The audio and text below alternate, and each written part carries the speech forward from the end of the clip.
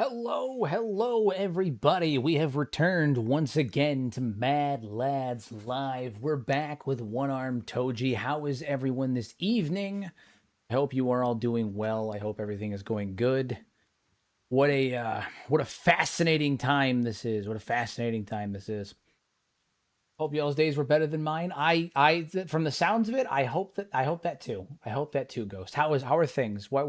Confess your woes to me, Ghost, but do be aware that your woes will be recorded and on VOD for everyone to see for all time. So be mindful, but confess your woes to me, Ghost. uh,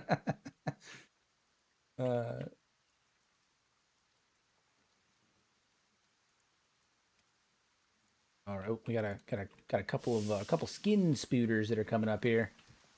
Nothing a few shots wouldn't fix. That's correct. That's correct. My dog's being put down the road. That is most unfortunate, Ghost. I'm sorry to hear that. As someone who is currently, both of my dogs are getting quite old. I feel you. I feel you. One of my dogs just turned 9, and the other one just turned 10, or is about to turn 11.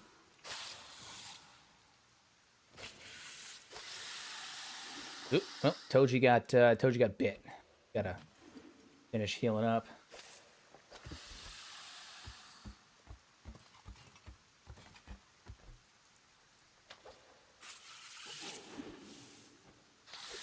All right, Riku's over here just cleaning house. I think we're gonna have to rest up a little bit. I think we're gonna have to set up a small little alcove, little rest stop there. Beep, go pick that man up, and then we gotta put some camp beds down.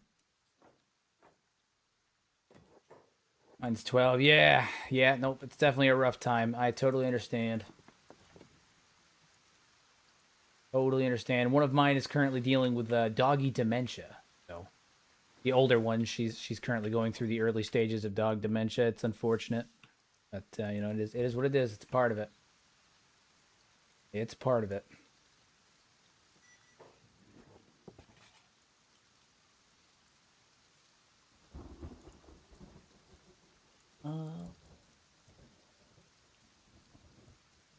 Chat window is being obscene on OBS. It does this sometimes.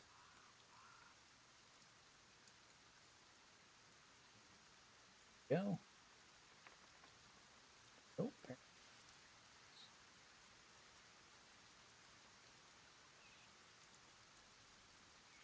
To do that. It's so weird that it does that. Sometimes my the resolution on my chat box on OBS just goes completely to crap. Completely to crap.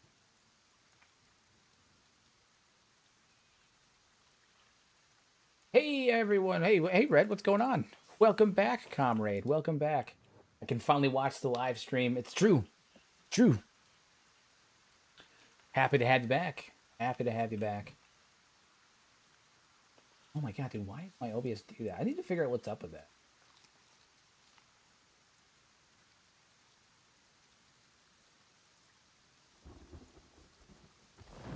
Ugh.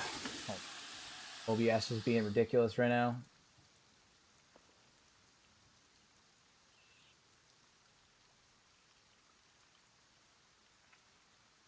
All right, that seems to have...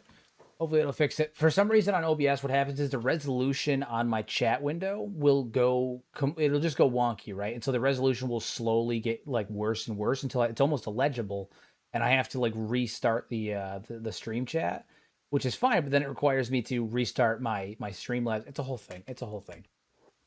Whole thing. It's ridiculous, is what it is. Absolutely ridiculous, but that's okay.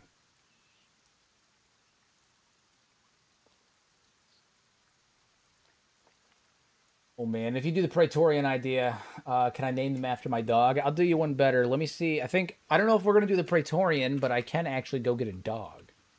I can name them after your dog. I'd be down for that, Ghost. I'm down for it. By the way, regarding your decision about content creation, I hope everything works out for you as much as possible. And I, for one, will be with you until the end. Thank you so much, Red. You've been with me this whole time. I sincerely appreciate it, as always.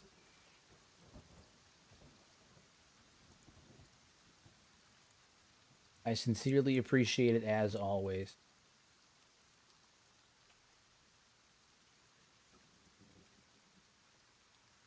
We're currently just waiting for Toji to heal up a bit. We gotta be strong enough to like get out of here. Not that I think we're gonna have too much of an issue because we're going to be traveling through the. Oh geez, Beep has already eaten so many teeth.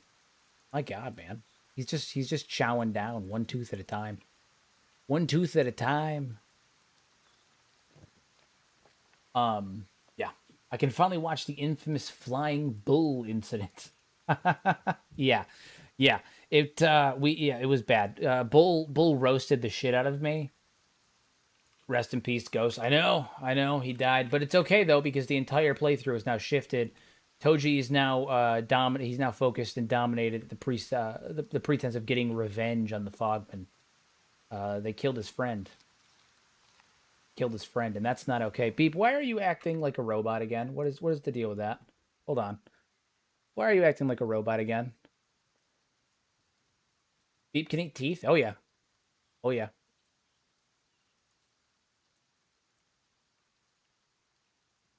Beep. Yeah, dude, Beep, you shouldn't be acting like a robot. Also, why is your thing only 99? It should be 100. A lot of things are questionable here. Just killed the Bugmaster? We did. We took him down. Ghost. R.I.P. Ghost. Rest in peace. Rest in peace, comrade. He was a faithful warrior to the end. All the way to the end. Oh, man. Ghost died for it? No, Ghost actually... So we were headed down this way to fight the Bugmaster, right?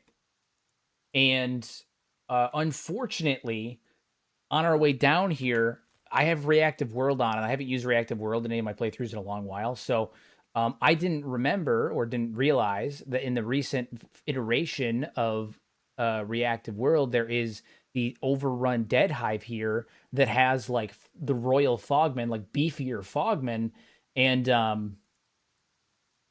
welp, we needless to say, it was 360 combat for a little while. I thought it was just a couple of Fogmen, and it was a hell of a lot more than just a couple.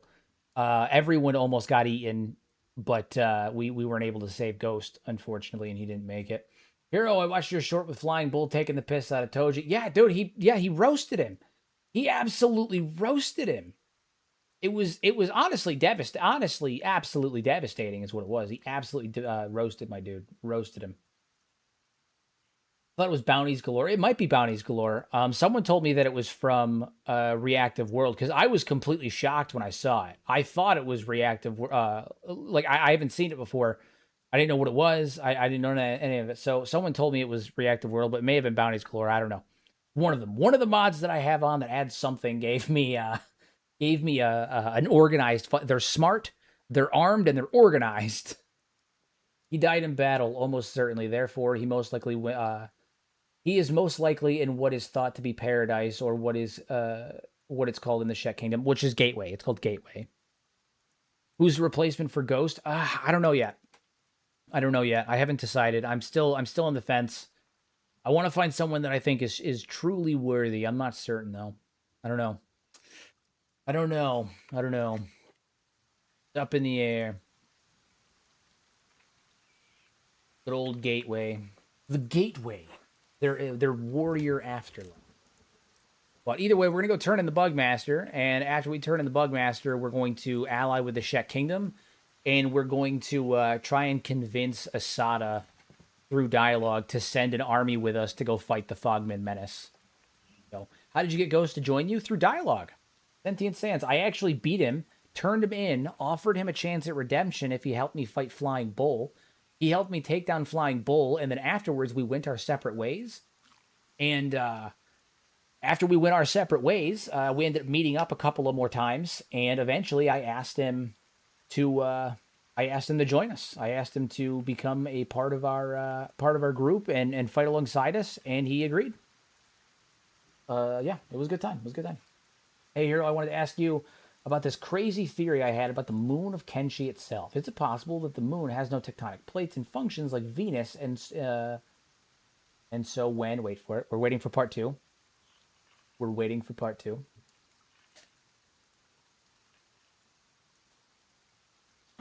Wait for it. I think I agree. That's why I'm waiting for part two.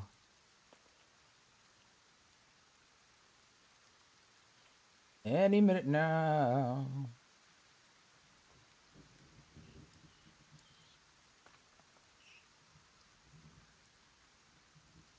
Random question: is Okranism banned in the UC, and why is it that you find no Okranites there? It's not banned in the UC per se, but there's not really a widely practiced non-aggressive form of it currently. Okay, and so when the internal volcanic activity breaks through the crust, it uplifts and downlifts the whole crust and acidifies the ocean. That is a potential theory. I am currently leaning upon the idea that the reason the water levels went higher is that the water levels didn't actually go higher, right? So the understanding for Kenshi's timeline has been that during the first empire the water levels were low, similar to what they are now. Then during the second empire, before the second empire, leading into the second empire, they rose upward, and they flooded out most of the land, and then over the last 1,000+ years, they slowly sank back down. But that's kind of a oversimplification of what happens during an ice age, because I theorize that the Age of Chaos, aside from being a skeleton civil war, was also an ice age brought on by a nuclear winter that occurred after the fall of the First Empire. And so during an ice age event, what happens is the entire landmass gets covered in permafrost and ice and everything, and the actual landmass will sink, right? And it sinks down, and then when the ice and the permafrost and all that stuff melts, the landmass begins to rise back up. And so it gives the illusion that the water level on Kenshi, or the water level, is changing.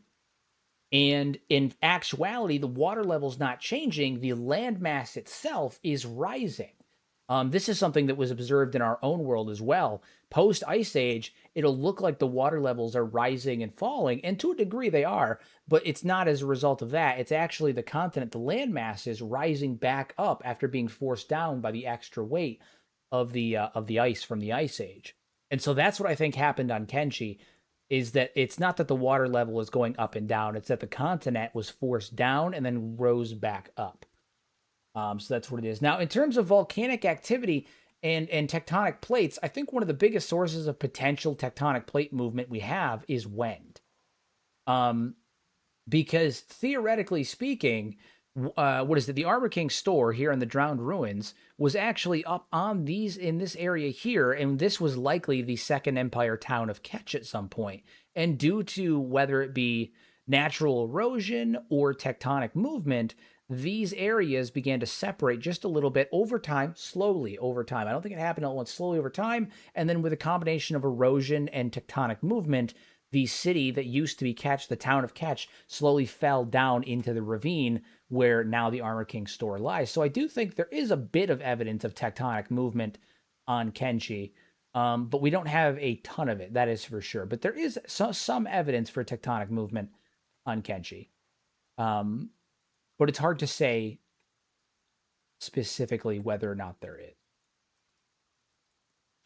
Okay. Where are we at? Okay. Yeah. So, random question: is Okranism banned in the UC, and why is it that you find no Okranites there? Flipping back to that, it's not. I don't think it's banned in the United Cities. I think it's more likely that Okranism is. There's just not really a super non-violent version of Okranism that exists currently. That there is the start of a non-violent version, of a less violent version, a more accepting and open version of it comparatively to existing Okranism, and you find that with the Flotsam Ninjas, and you find that with some of the Holy Nation outlaws.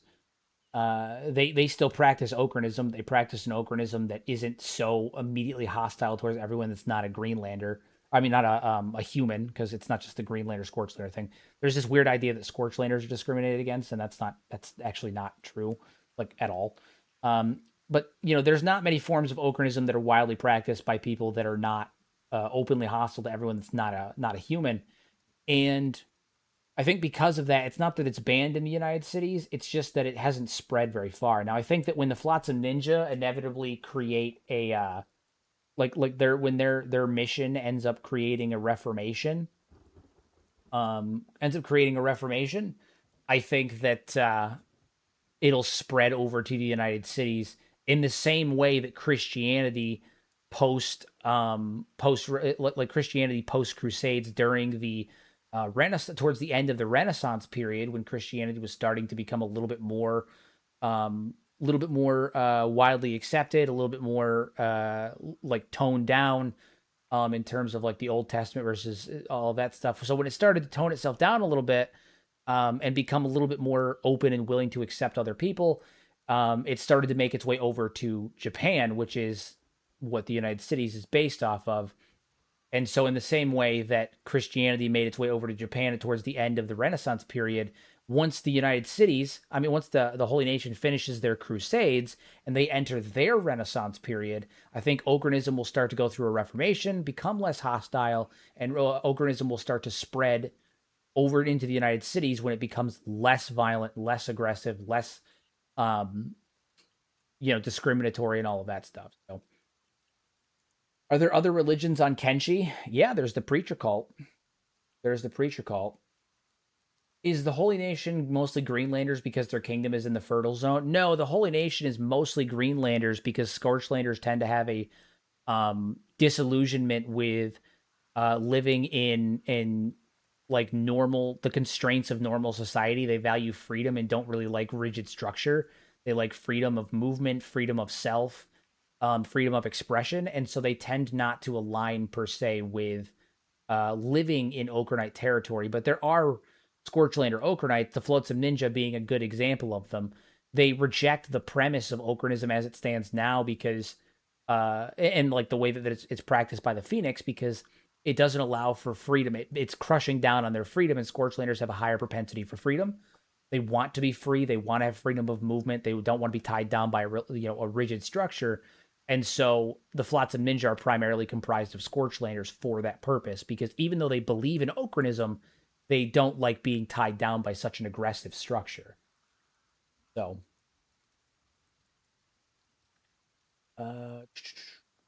is it Kenshi's tectonics might also be a bit different than Earth's due to Kenshi being tidally locked? That's correct. That is correct. They may in fact function differently too. Right now, I forgot about that little blip.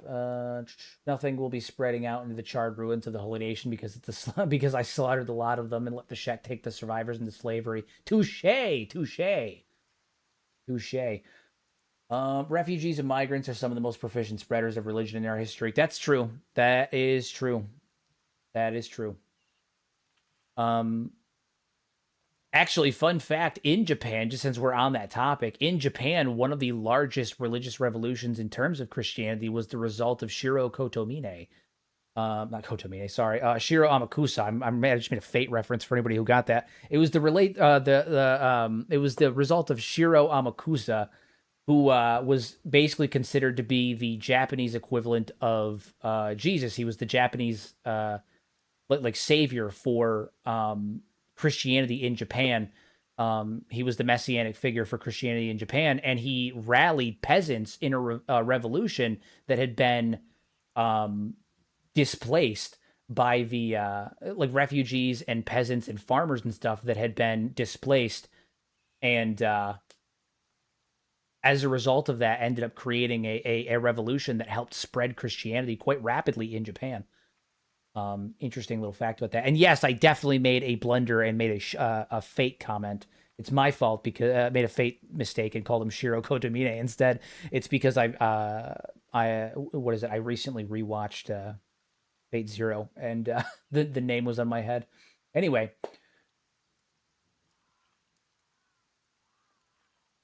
he's now a saint in the Catholic Church. Yeah. Yep. Yes, he is. Shiro Amakusa. He was a 14-year-old kid that got basically he was turned into the messianic figure for the Japanese the Japanese Japanese Christianity. He was the Japanese Jesus figure for Christianity, and he ended up leading a peasant revolution, and he was ultimately killed. His revolution failed, but it was quintessential for the spreading of Catholicism and Christianity throughout Japan. Big deal. Does the Shek have slaves? I get the impression it was more like a serfdom situation. Yeah, they're not slaves. They're servants, and they're treated similarly to slaves. But they still have like they still have freedom of movement. They can still open business and do all of that stuff. But basically, if you're not a warrior, you're considered a second class citizen. You're not a slave, but you're a servant. The Shek Kingdom's caste system is basically you're either a warrior or you're a servant. All merchants, all artisans, all everything that's not a warrior is a servant. And even though they run business, even though they operate from an economic standpoint internally and all of that stuff, and they run business, they are treated as being less than valuable than say a warrior is. So they're not slaves per se, but they may as well be slaves. The Shek don't enslave people they conquer; they turn them into vassals. They're tributes. They take tribute from them, right? And so what it is they're able to exist in their own capacity, like the farmers and stuff like that. Um, they're able to exist in their own capacity. They can continue to be farmers. They can continue to be workers and do the things that they're originally doing. The Holy Nation farmers, when you take over Holy Nation territory, being a good example, the farmers are still allowed to be farmers, but the Shek will come and take tribute as a byproduct of you being on their land. So they don't enslave the people they conquer. Instead, they kind of tax them like crazy, but they tax their food. They tax what they produce. So there's that. It's the same thing that happens when you set up an outpost in Shek territory. You're not a slave to the Shek, but they're going to come and be like, "Hey, you're in our lands. We're going to come take some food, and that's how you pay us for letting you be here and stay alive." The same thing happens to the farmers or the people that they beat. They don't enslave them; they come and take tribute from them. So, forcible collection of tribute. That's what it is. Okay, how are we doing on resting up? Good. Feudalism is better than slavery, so I'm still aligned with the Shek over the Holy Nation. Touche. From the Holy Nation perspective, what they're doing, though, technically, not that this makes it better. I need to clarify. This doesn't make it better. But from the Holy Nation's perspective, they're not enslaving them. They're actually saving them because they think that if someone is basically put to work, if they're put to work and they work for the good of Okrinism, in the next life they'll be reborn as a brother of Okrin, rather than being corrupted like the Shek or the Hybers or anything. They think they're purifying them, right, and it's not good, right? But from their perspective, it's not like they're like, yeah, they're slaves, right? Like from their perspective, they think they're helping, they're doing you a favor. Doesn't make it better. In many ways, you can almost say it makes it worse, but it does add a change in perspective is interesting to consider it from different standpoints. Whereas the United Cities is blatantly like, yeah, no, they're slaves. They're not even people. The Holy Nation is more like we're trying to save you. We're trying to purify you. So in the next life, you can be a proud Okranite instead, which I think is interesting to say the least. Still fucking delusional, right? Let's not mince words here. It's still delusional, but you know what they say: the road to hell is paved with good intentions. It's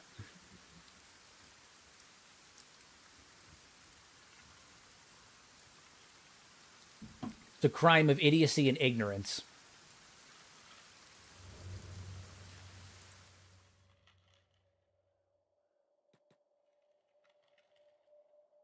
Denton ask another thing.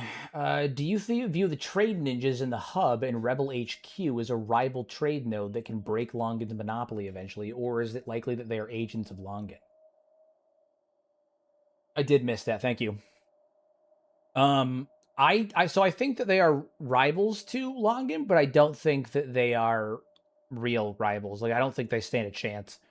The trade ninjas don't even get a real footing. Because the trade ninjas, I don't know if you guys know this, the trade ninjas are actually a subsect of the tech hunters and the anti-slavers. That's why when you take down the traders guild with the anti-slavers, the trade ninjas will actually, like the free traders who are part of the trade ninjas, will actually move in to the traders guild. Like they're all part of the same thing. So Do I think that they can actually rival Longan? No, but I think that they, in the event that Longan is removed and the Traders Guild gets shut down, they are the likely candidates to replace him. That is my thought.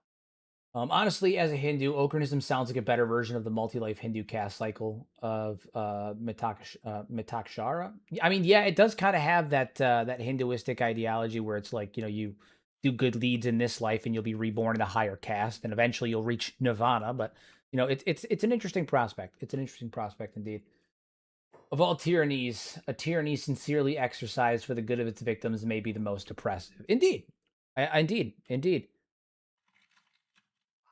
We oppress you and it's for your own benefit. We're doing it for the good, for your benefit, and they mean it, right? That's the thing, because every tyrant will tell you that they're doing this for the good of their people, right? Very few tyrants will be like, I'm doing this for me. Many of them, even if they're delusional or they deluded themselves into thinking it, will often be like, say that they're doing it for the good of the people, for the greater good, right?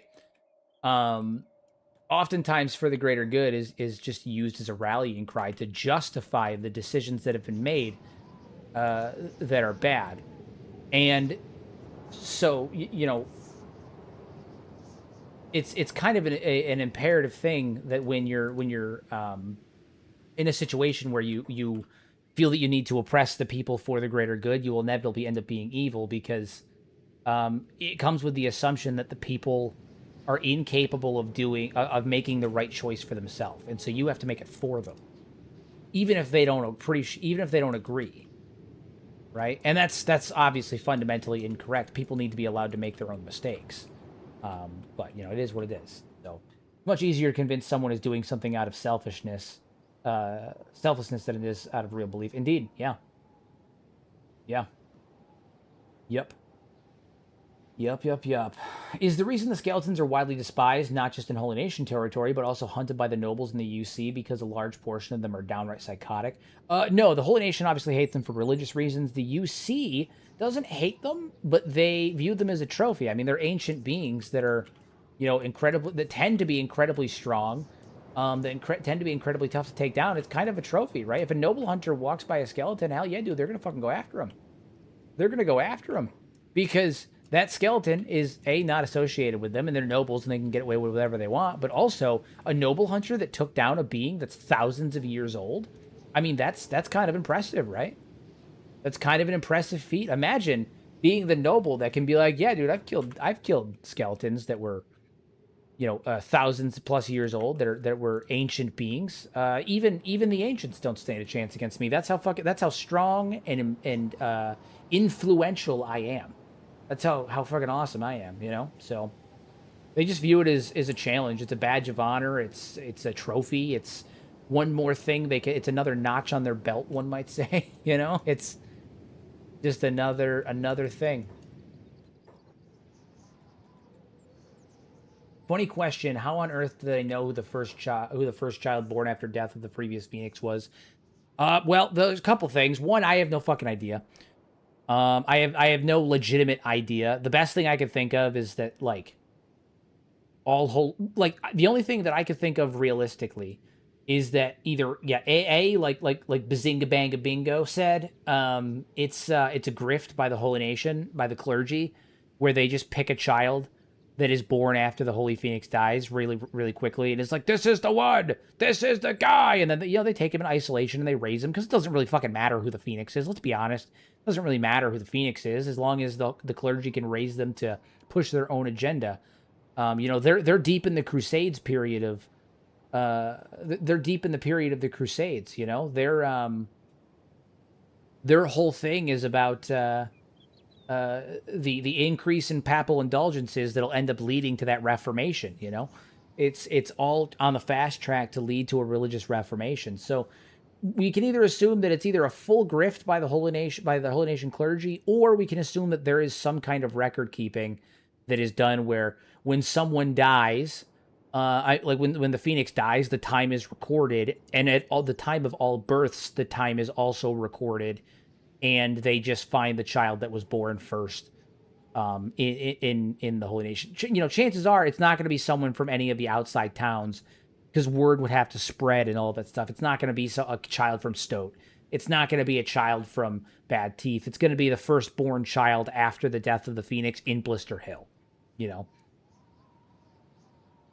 take the weapon from Steve and Watcher. Oh yeah. No, we'll take their weapons before we leave them. Right now, we're headed back up towards Admag, where we're going to recruit an army of Shek. Right, that's the goal here, is to recruit an army of Shek. Probably put your sword up against a warrior. Disappointing. Dude, he's carrying the Bugmaster. How are you going to say disappointing? He's actively carrying the fucking Bugmaster. You out of your fucking mind, bro? Have you lost your mind?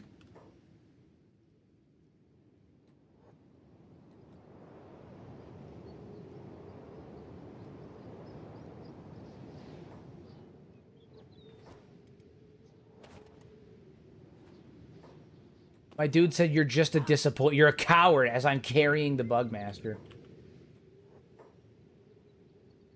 What are we saying? Is the Phoenix supposed to be a strong fighter as part of being raised as the Phoenix, or is it just the current Phoenix who happens to be strong? The intention is that the Phoenix is raised as not just a like training is probably part of his excuse me.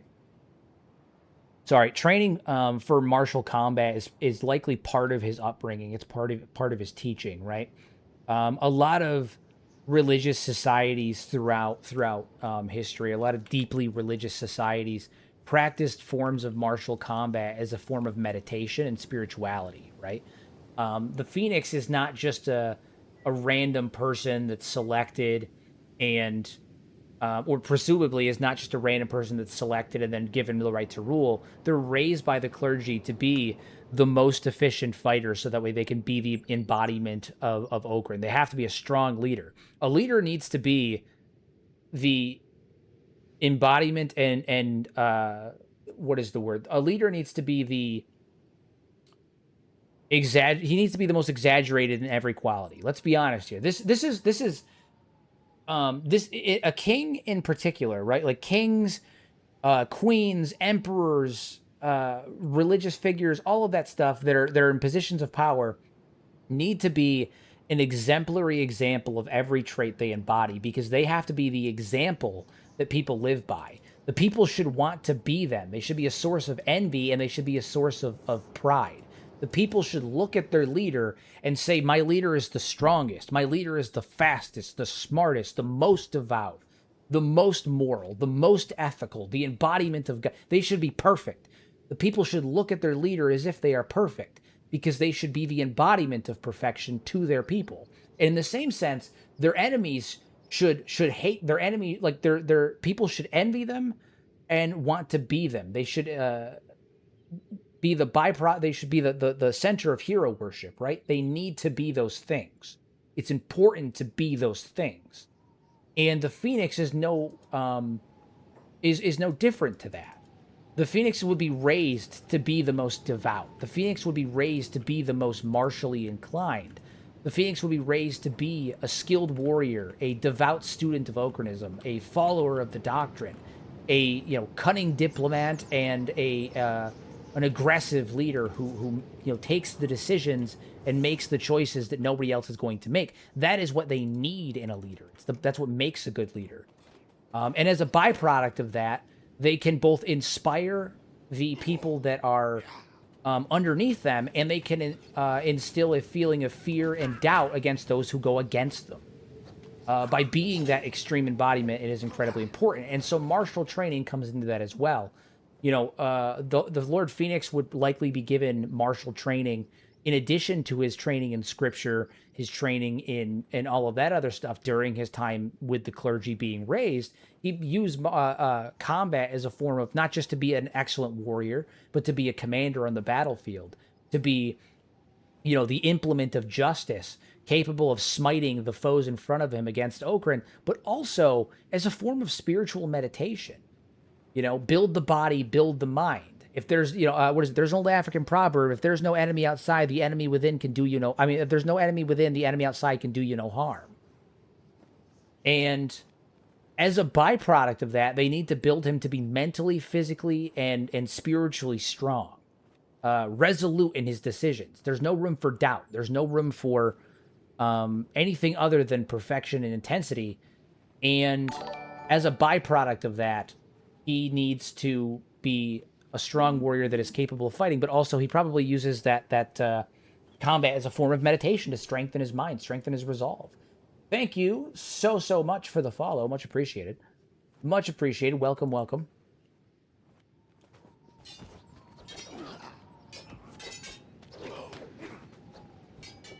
So that is my thought process on all of that. He likely was trained as a warrior as part of the way he was raised by the clergy, as a form of spiritual meditation, physical conditioning and spiritual meditation. And it was brought to the extreme simply because that is what is required of a leader. You know, that is what is required.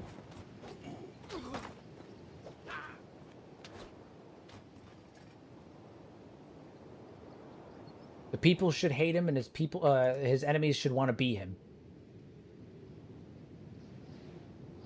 What's your favorite vanilla weapon? Nodachi. Nodachi. I think it's cool. Giant fucking katana. It's really cool. I like the Nodachi. Ghost threatening everybody.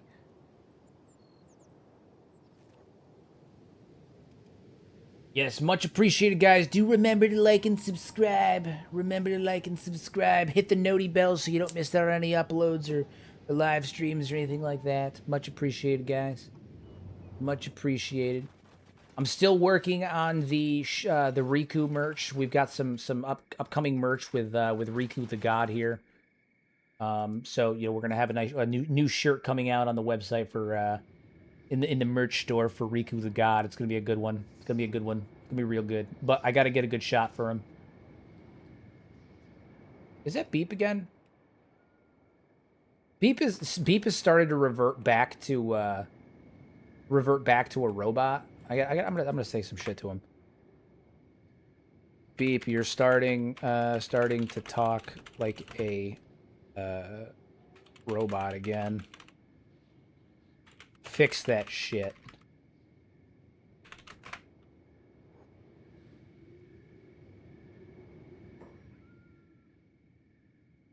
You got impersonated by me. I was rewatching your Catlon Okra video today. What do you mean by Stobe split in two?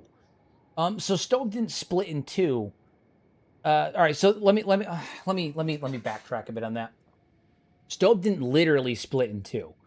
The idea of Stobe is the inspiration for Kitrin, right? So in the Holy Nation texts, the idea is that before there was Okran and Narco, there was Kitrin, all right? And Kitrin saved humanity at a time when his children, okay, had rebelled against and like were causing calamity. They had caused massive calamities against the world. And so the calamities that were being caused were the Skeleton Rebellion. His children were the skeletons. He was the last of the behemoths, right? And so he sacrificed himself to and gave pity on the skeletons who had, some of them had started to regret their actions, right? It says that his children, the children of Kitrin had come to him and begged for help, right? And so the idea is that Stobe sacrificed himself to save the last of humanity. Or Kitrin, in this case, sacrificed himself to save the last of humanity. And when he did so, he split into two groups, two halves. Okran, god of light, and Narco, goddess of death, goddess of darkness, right? The demoness of darkness. And so the idea is that in the Holy Nation texts, Kitrin became Okran and Narco. In reality, Stobe died. And when Stobe died, gave his life, what Stobe did was he broke the skeleton people in two factions. One of light, one of dark. A pro-human skeleton faction that was led by Catlon that was interested in protecting humanity and honoring Stobe's sacrifice. And the remaining skeletons, the anti-human faction, that was trying to basically finish the job and wipe out humanity in its entirety. So it's the literal split of Stobe's sacrifice creating two factions of skeletons was converted in the Holy Nation text into being a metaphorical split of Kitrin the original god into two beings, Okran of light and Narco of darkness. And that kicked off in the Holy Nation text is the war between Okran and Narco, right? And there was a war between Okran and Narco that happened in the skies and that humanity recorded, and in the skies, but that happened and humanity recorded it. In actuality, that was the skeleton civil war that was the Age of Chaos. The Age of Chaos was the civil war between the pro-humans and the anti-human skeleton parties. Are there any anti-human skeletons left? Only one that we know of. There is only one that we know of, and it's Elder. Elder is still spouting the same rhetoric or similar rhetoric to what would have been spouted by the anti-human faction, except he has adapted his game to instead convince humans to fight each other. It happened in the skies. Did they have planes? I don't think it actually happened in the skies. I think that the civil war between the skeletons was fought using the remaining technology of the First Empire. And I think a lot of it was lost. I don't think they were necessarily actually fighting in the skies. I think that it's a metaphorical type deal because the humans were, basically isolated into small tribes, hunter-gatherer groups that were devolving, and they started to lack an understanding of what they were seeing. I don't think they were literally fighting in the skies.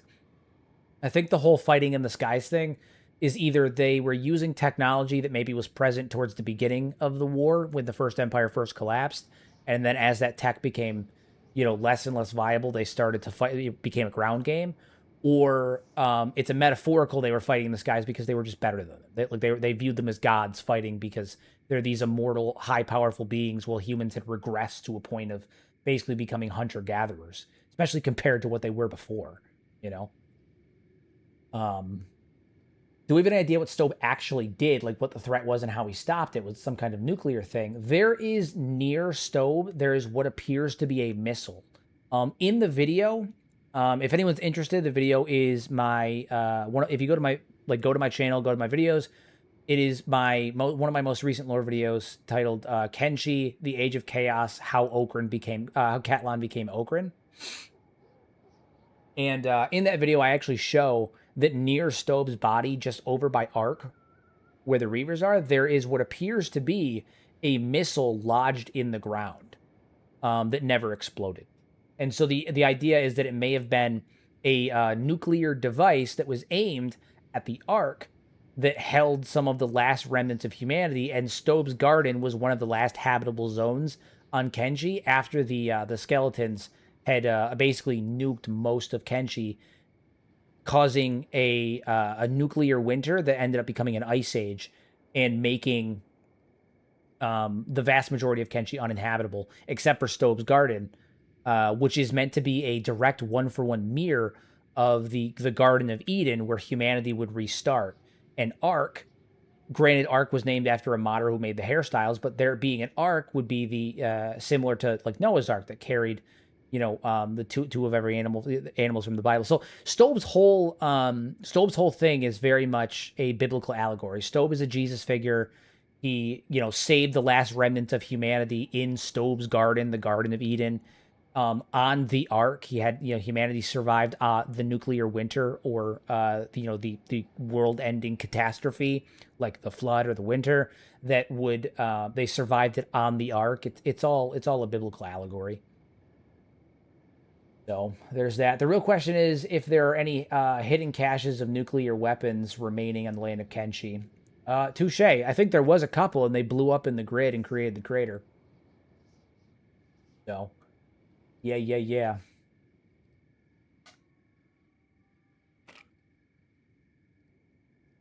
Since skeletons aren't outwardly hated by the UC, why aren't there skeleton nobles? Is it because the cities rebelled against the Second Empire and gate-kept positions from power from the skeletons?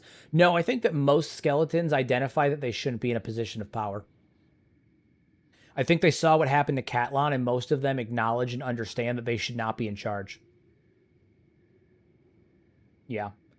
I think that most skeletons have an underlying fear of being in charge after they saw their hero. Because if Catlan couldn't handle being in charge, what hope did they have? Catlan was their hero.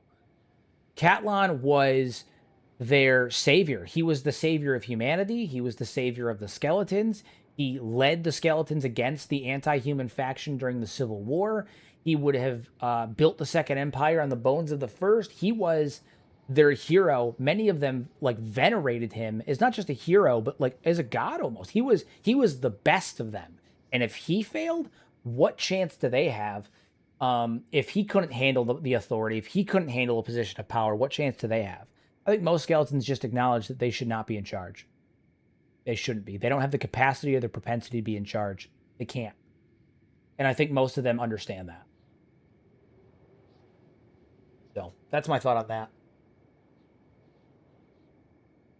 Do they even use nuclear weapons? The scattered starships made me assume the bombardment was from orbit. I don't think they did an orbital bombardment. No, I find it unlikely.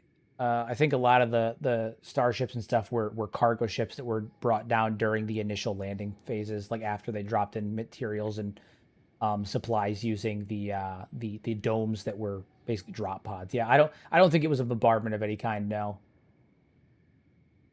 Why does Kenshi have a capacity for highly advanced robots but not for guns? Could be a combination of things. The out of game reason is that Chris didn't want to involve guns in the game, just because he thought that it would ruin the vibe, the aesthetic of Kenshi. The in-universe reason could come down to lack of materials, lack of the proper materials to make gunpowder and stuff like that. But we know that they had some kind of explosive material or fuel type systems that they could use for creating missiles, rockets, and all that kind of stuff. So I don't really know about that. The general idea that I've come up with is that the First Empire was just not a militarized society. They were a seed colony that were sent here without guns, without weapons. The materials may not exist on Kenshi.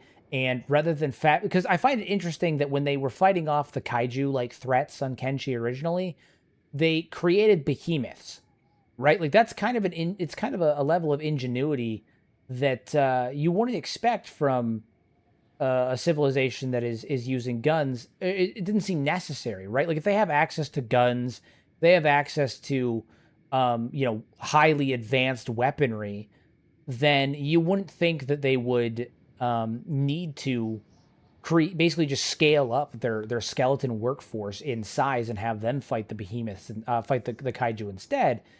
But they didn't have that stuff. They didn't have highly advanced weaponry. They had terraforming devices. They had nuclear power that was meant for energy consumption for powering their facilities and stuff. But they weren't using them as weapons.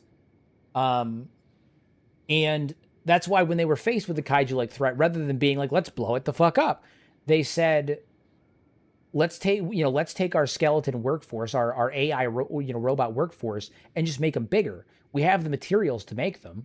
We have the skills and the materials to make them. Let's just make them bigger and have them do the fighting for us. So I think it's a combination of either lack of materials required to make to make proper guns, and just that the colony that was sent here was not a militarized colony. They seemed more focused on, seeding the moon of Kenshi, as well as industry, manufacturing, creation, innovation, infrastructure, all of that stuff. They seemed more focused on the creation aspect than on the military aspect. And that's why the only military campaign that we know of with the First Empire likely just had them scaling up their workforce. So that's that's where it is. That's where it is. That's my thought. Apologies, Master Toji. I will recalibrate my speech patterns to sound less like a machine and more like a proper squire. Good. Good. What are you guys talking? Dude, there's like a whole thing going on. What are we talking about? Heard the Berserkers lost their village to the Shet Kingdom proper. Oh yeah, because Ghost is dead now. Right. Sada's finally stretching her claws past the sten. About time those mad fools got put under real bone, said Steve. Fuck you, guy. Fuck you. They were a disgrace to Krawl's memory, charging headlong into every rock without a plan. The stone golem plays a long game. She'll use the village as a staging post to press deeper into the borderlands, mark my words. Yeah, well.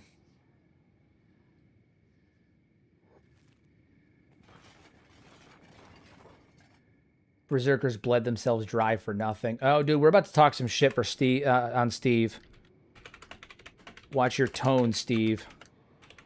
Sukon was our friend and ally.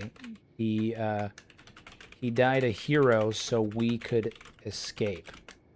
I won't tolerate slander on his name or his people. Better watch yourself, boy. You better watch yourself.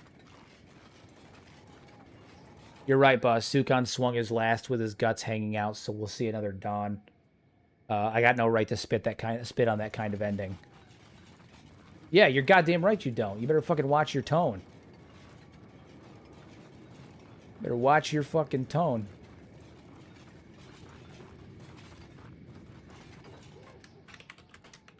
Berserkers are warriors of honor. Just a different kind. If I hear slander on Sukon again, I have an issue.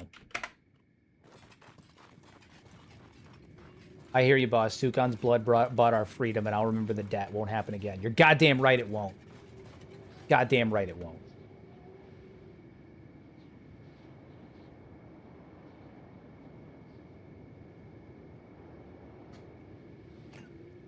Sometimes you got to put these people in their place, you know what I'm saying?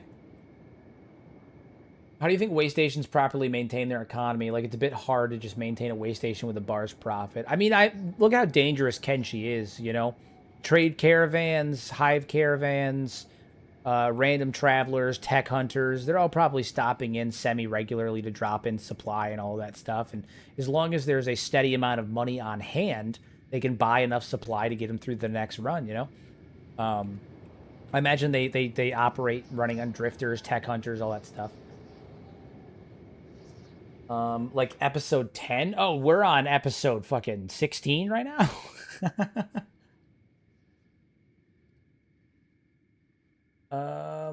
Geez, chat is moving quick tonight, man. I'm having a hard time keeping up.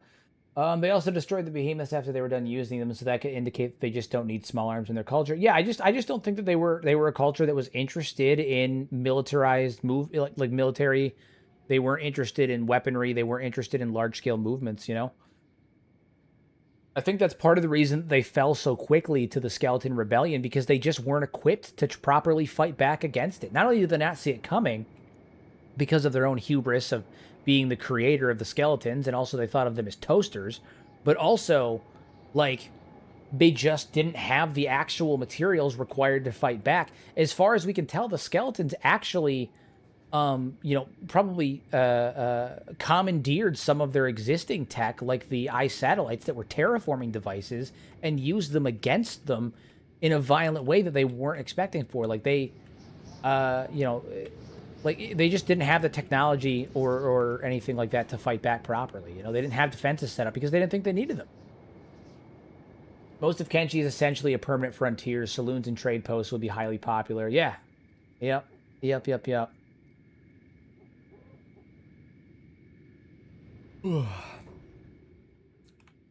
Army time. Yeah, we're getting there. We're getting there. We're going to turn the Bugmaster in.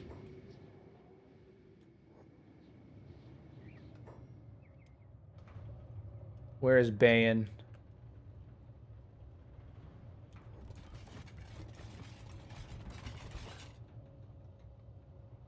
Frozen Alliance, you say. With the mighty Bugmaster Slayer, it would be Asada's honor. The enemy of your enemy.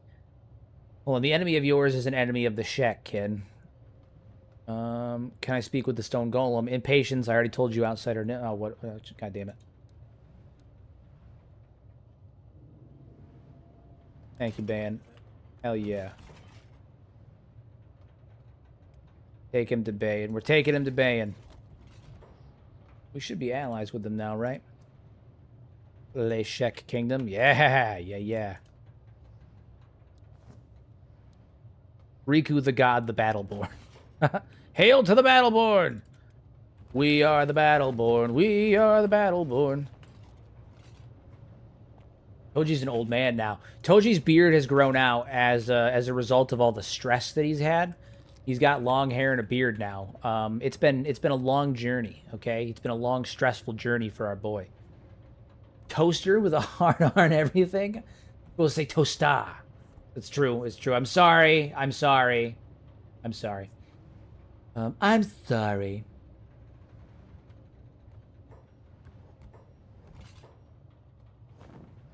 Prove your worth. All right, so now Seto is coming with us. So Seto's with us as well. Well met, Riku the God. Indeed. Indeed. They honor us. They honor us. All right, so we're going to go ahead and throw Bugmaster in this cage, drop him in there, get our payment. Get our payment, sweet 100,000. Woo. All right, let's go talk to Asada here. I'm going to war with the Phoenix. You will not fight this fight without the Shet Kingdom. We fight with you, Battleborn. First, we hit Seta of Stack and take the town as our own. My warriors will fight beside you. Ask them, they will not deprive you of battle. Good. Good. I say it's a good plan. All right, so I'm going to ask her... Stone Golem, come to you as Battleborn with a request.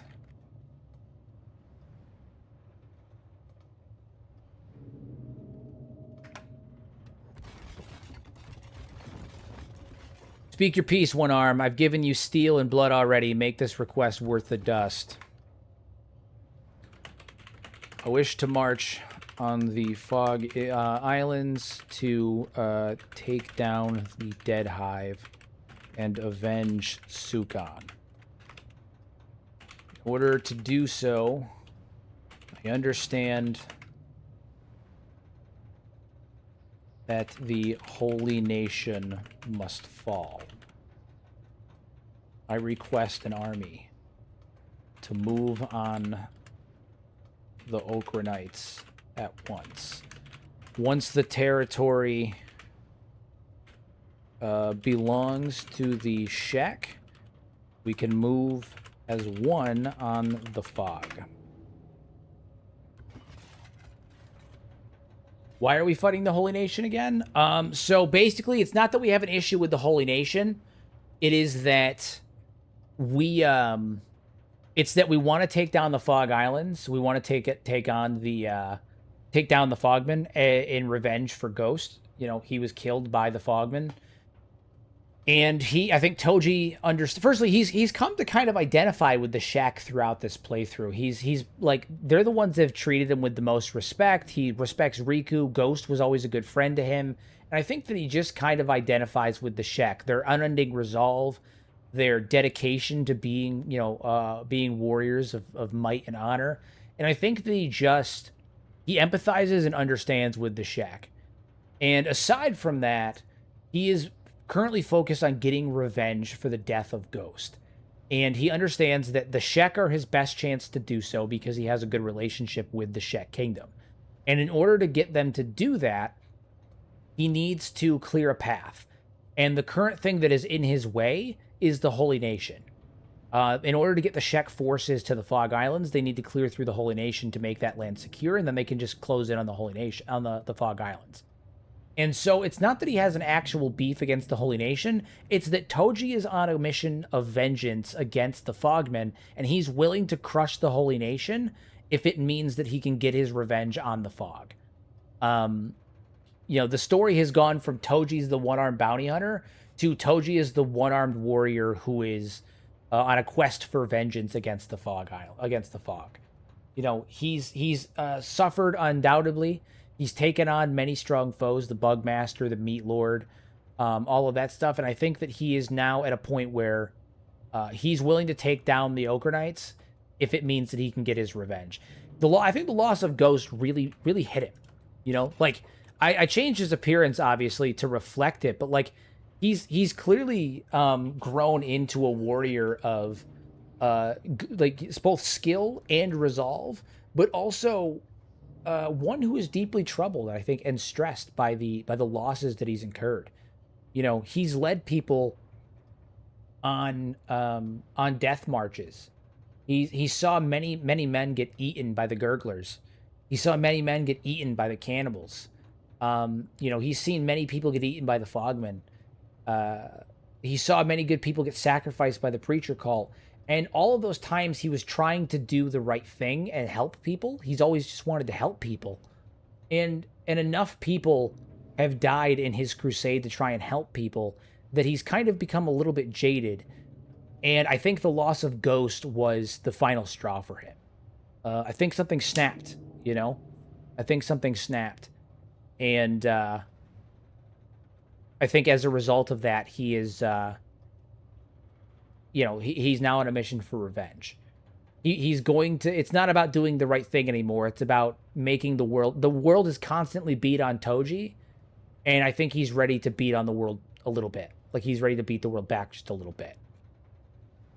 Offer steel for her soldiers, touche. No, so she wants the head of a high paladin. I'm gonna do her one better. I'm gonna grab some being allied with Toji is a hazard on its own merit. Touche, touche. Although his recent missions have been quite successful, so you know. I'm gonna do one better. She wants the head of a high paladin. I'm going to go collect some warriors, and we're gonna go give her the head of a high inquisitor instead. We're gonna take stack. We're gonna use that as payment to take down the rest of to get our army. To get our army. So we're gonna go gather up some Shek warriors. We're gonna go gather up some Shek warriors. Got to be a couple of them patrolling around. Being allied with Toji is a hazard. I know.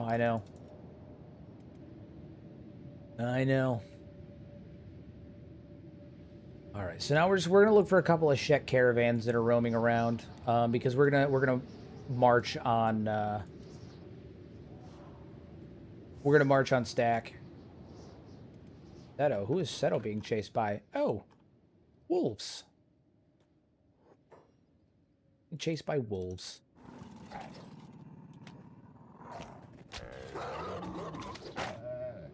And we're gonna train Seto up to be a strong and mighty warrior.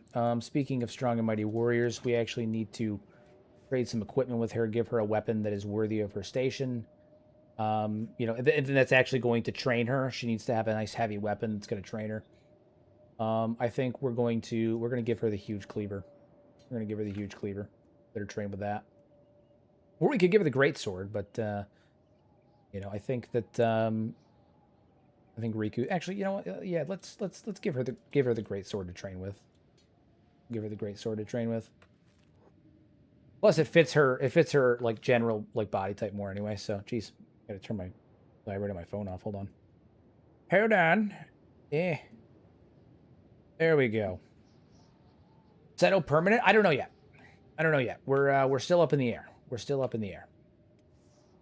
We are gonna hang on to her for now, though. She's obviously got a place with us for now, but I'm not certain.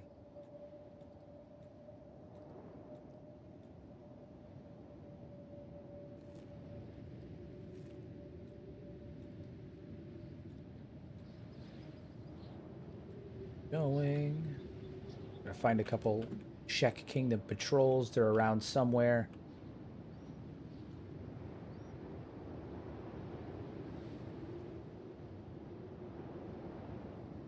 She needs to earn it, but I don't mind her joining. I agree. We'll see how she performs in the battles to come. You know, we have some big fights coming up. We'll see how she performs, and we'll go from there. When we march on, one thing I'm going to do is when we march on Blister Hill, because again we're gonna go after Blister Hill. When we march on Blister Hill, I'm actually going to set Asada to follow me, and I'm going to do that because I want Nice. We're going to do that because I want Asada to join the battle. I don't want her to. I don't want it to just be like, oh, we're gonna go take down the Phoenix, and then she's like a background character. Asada, I'm gonna set Asada to follow, and she's going to. I'm not gonna have her join the party. I'm gonna set her to follow, and she's going to follow us into battle in Blister Hill. And if she dies in battle, she dies in battle. It is what it is, you know. I may actually, I may do that now, to be honest with you. I don't know. I can't actually join this fight because these guys are both our allies. We need to actually, I need to talk to, we gotta run back up real fast. Yeah, we're gonna run back up real fast. I need to try and see if I can set an alliance between the Shet Kingdom and the Berserkers. I want the combat between the two groups to stop. If I can help it. If I can help it, I'd like the combat to stop. What's with all the fighting?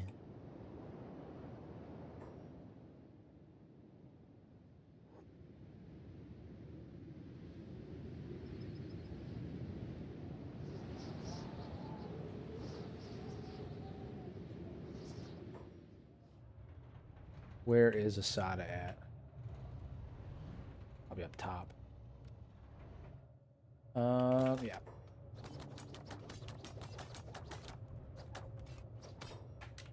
Stone Golem. I hereby request that the the faction relationship between the Shet Kingdom and the Berserkers be set to 100 as Ghost was redeemed for his failures and died a true Shek. I am an ally for both factions and request and act as a mediator between the two to ensure all parties are satisfied.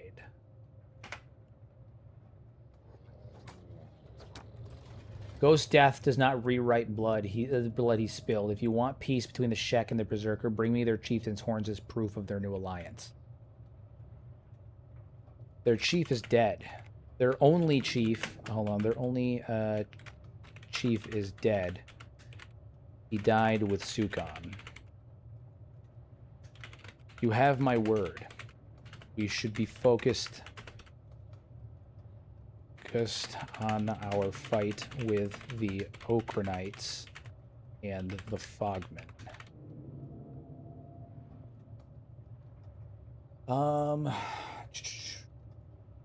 Does the religion have a name? I mean, not really. It's the code of Krull. It's the Krullian code. It doesn't really have a name. We've called it like it's just their Krullian belief system. You know, like it's the code of Krull. That's as much as we have.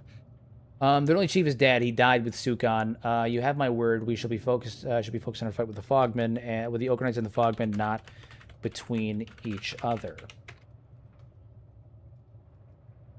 We can't afford a fight on multiple fronts.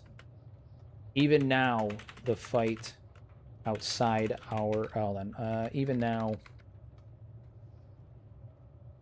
Berserkers and Shek fight outside, and we are wasting lives that could be spent on this war.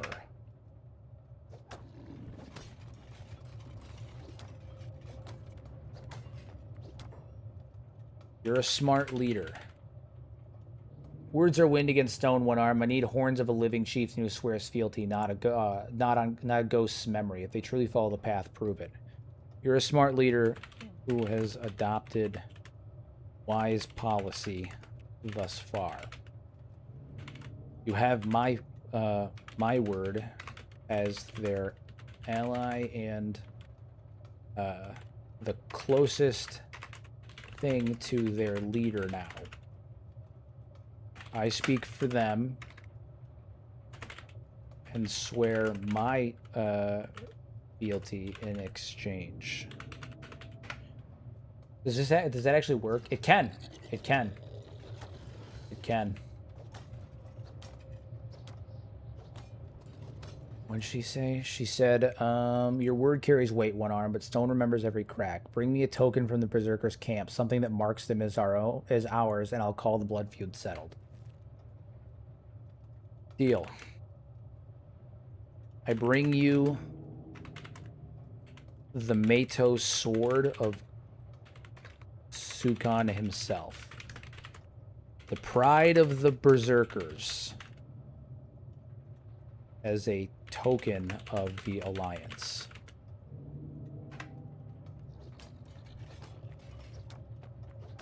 Sukan's own blade. That carries the weight of his blood and name. Bring it to me and the feud is buried, but mark me One Arm. If the Berserkers break the peace, I'll collect the debt with interest.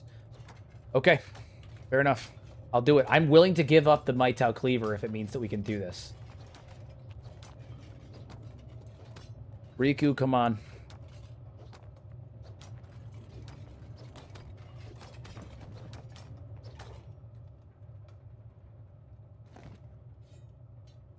The huge cleaver. Here it is.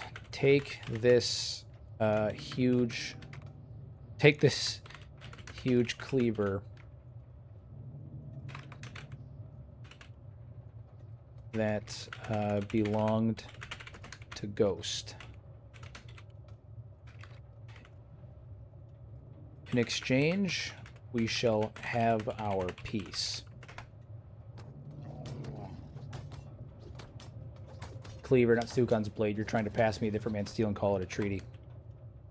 No, this is the Meito cleaver that belonged to Ghost. I took it from his body after he died, saving me.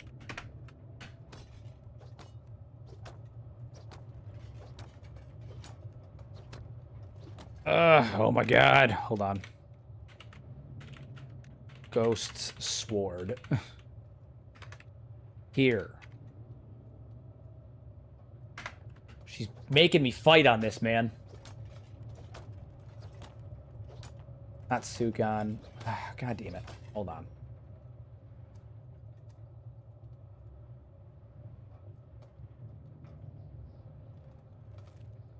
Didn't I... What did I just say that she took offense with? God damn it, I have to say Sukan. Okay, sorry. I said Sukan and she got confused. Hands her Sukan's sword. Here. I'm worried that she might mean the plank that he lost to Gorillo, yeah. The feud is buried. Speak peace with the Shek. Set the faction relation between the Shek Kingdom and Berserkers to 100.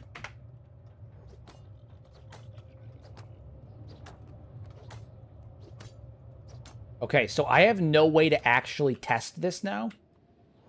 Other than going to see some Berserkers, I guess. I don't know how else I can actually test this, right? This is one of those things where, like, I don't know how to say, like, to tell unless I get them near each other. So we're going to have to find a group of Shek, and we're going to have to find some Berserkers and see if this works.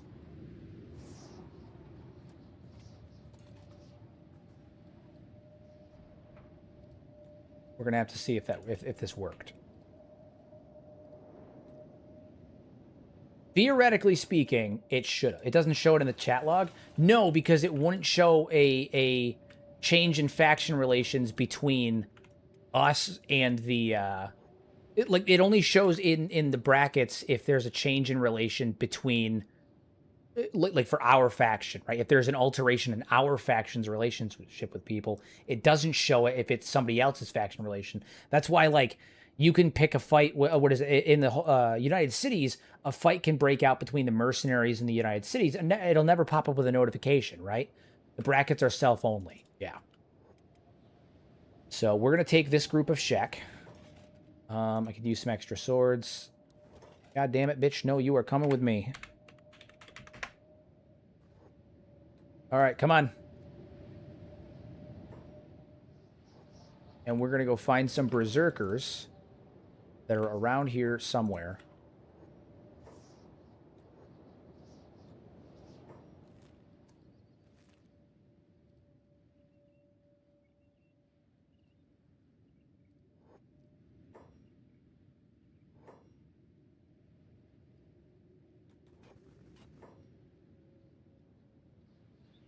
There's a thing for the AI author to work on. We should pay the guy. Yeah.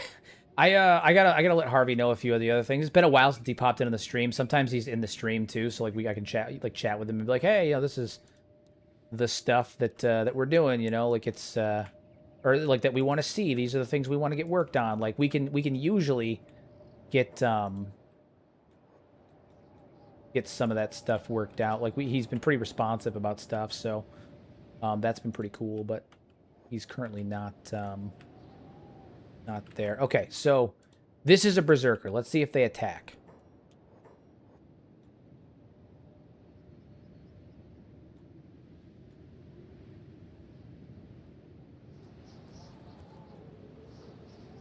They do. They still attack. God damn.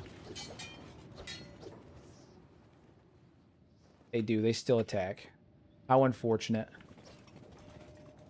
But it could be that they were already fighting with these berserkers, so they were set as hostile. We'd have to find a fresh group to be certain. Be totally certain. I just realized the chat messed up. What chat messed up? What happened? Is like the chat on screen messed up? Did I miss something? Did you lose the sword? No, I didn't. So I was gonna give it to her, but it didn't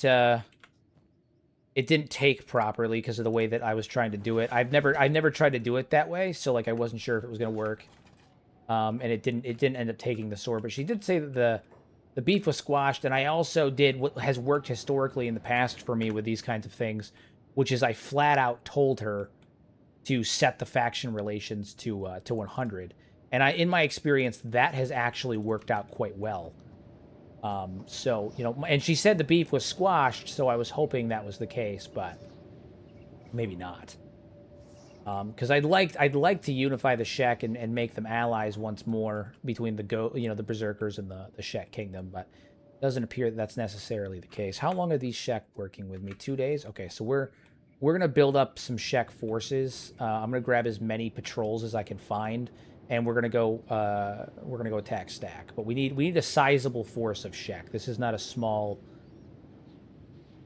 endeavor we're about to do. We're about to raid a city, a Holy Nation city with population settings set to 2. Like, this is not a small deal. This is a fresh group of berserkers. Let's see how this goes. If I set, are you the leader? Who's set as leader here? I think it's you. Okay, so I'm gonna actually set you to follow, and when they come near me, I'm gonna see what happens. Do they attack? They do. They do. They do. They attack. Okay, so yeah, the Shek Kingdom and the Berserkers are still enemies. Yeah, they're still enemies. Not fixed. Not fixed. Unfortunate. Unfortunate. That may be something on the back end, to be honest, that I go in and fix, like, in the game, like for the mod. Like, I'll edit the Toji start mod here to include that, where the Shek Kingdom and the Berserkers are no longer enemies. I may end up editing that on the back end. I'll probably do that before next episode.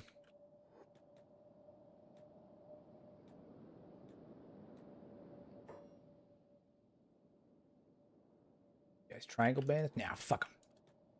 Triangle Bandits. The unsquishable enemy, yeah. Unsquashable. It's true. It's true.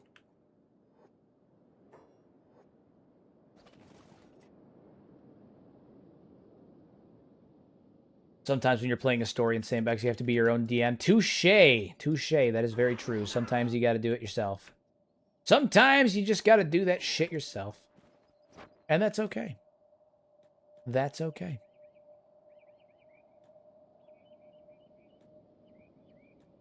Alright, we're going to head over towards Squin, because once we're in Squin, we're going to get even more Shek. We're gonna recruit as many Shek patrols as we can find, And we're going to go up there. It's a long-standing beef with the French and English all those years. Indeed. Indeed. Now, we'll get it worked out. Like I said, I'll do it on the back end because I do think that it just makes sense. Is it just me or is the connection bad tonight? No, I have stable connection. This entire stream so far, I've only dropped 30 frames ever. Like total. Not like down to 30, but only 30 frames total. It might be on your end. My connection is solid.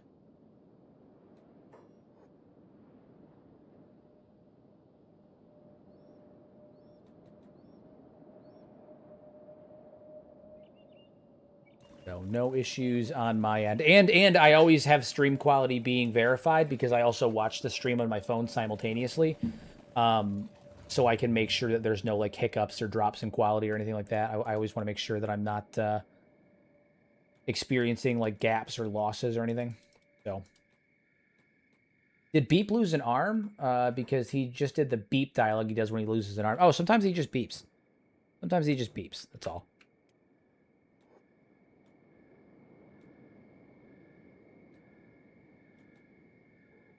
Sometimes he just beeps, and sometimes it's just a thing that he does.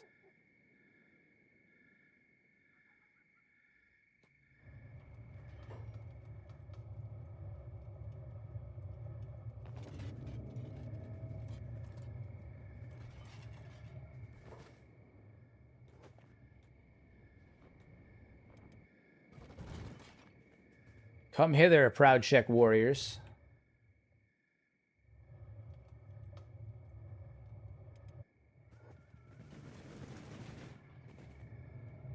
Da-na-na-na.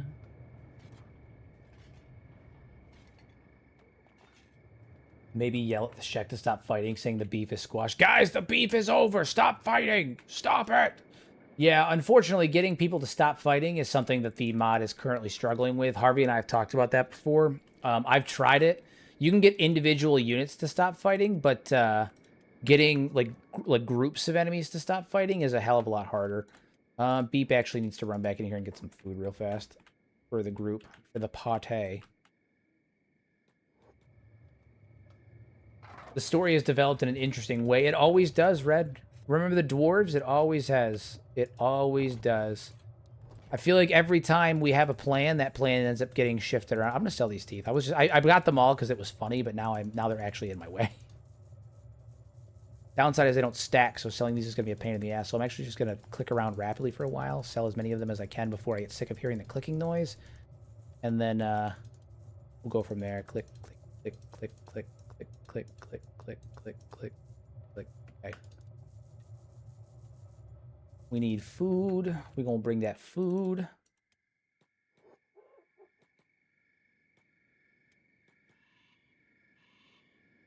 So only Beep can eat teeth? Yeah, because Hivers can eat teeth. Hivers can eat teeth. Is there any other Shek around here that we want to bring with us? I think there might be. I think there might be.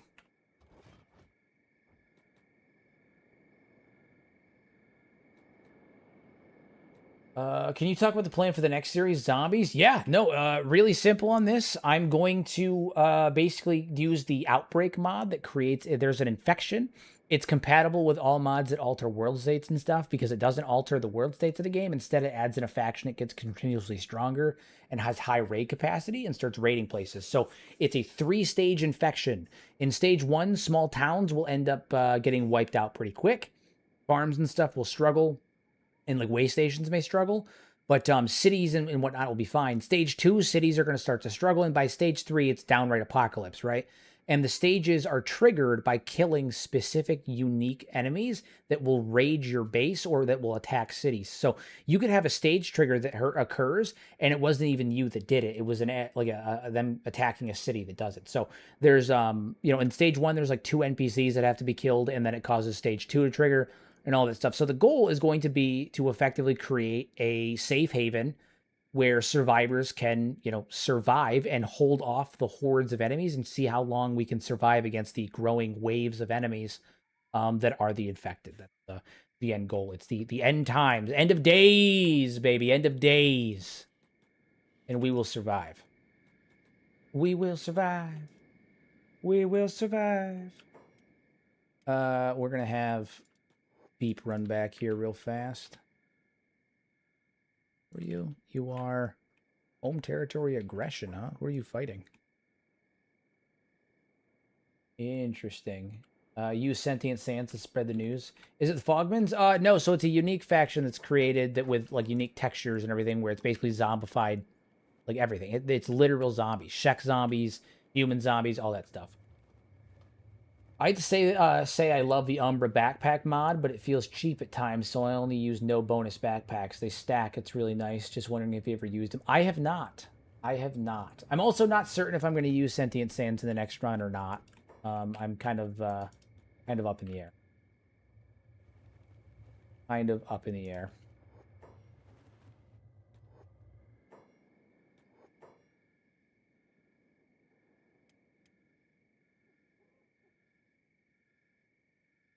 Territory aggression.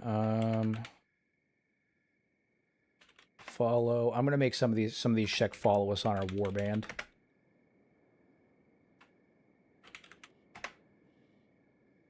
Some of them will follow us into battle, into glorious battle.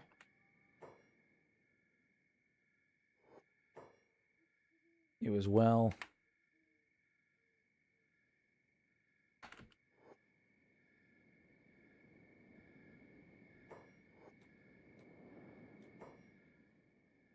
Oh, they're actually talking about it, though. Peace with the Berserkers leaves a sour taste. What do we sharpen our horns against now, Cactus Thorns? Question mark. Okay, so they're actually talking about and acknowledging the peace, which is cool. I just need to fix it in the back end on the game files. But, like, the Shek are talking about and acknowledging the peace. I think that's interesting. That's really cool. That's really, really cool. I think it might be interesting to have sentient sands for diplomacy reasons. Indeed. Indeed. Yeah, it's something I'm considering. I'm not certain. I'm not certain. I'm not certain. Find other opponents. A great war. Hold on. A great warrior died to secure that peace. Stone Golem speaks, and I, as Battleborn and Feller of the Bugmaster, both endorse and defend it. Toji's getting a little bit more aggressive this episode. The way he was talking to Steve when he shit-talked Ghost, especially when people shit-talk to Berserkers and start talking down on Ghost or Sukan, I think that really pisses him off. The Bugmaster and the Feller of the Bugmaster both endorse and defend it.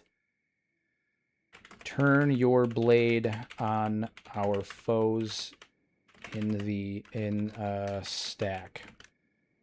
We'll be there by noon.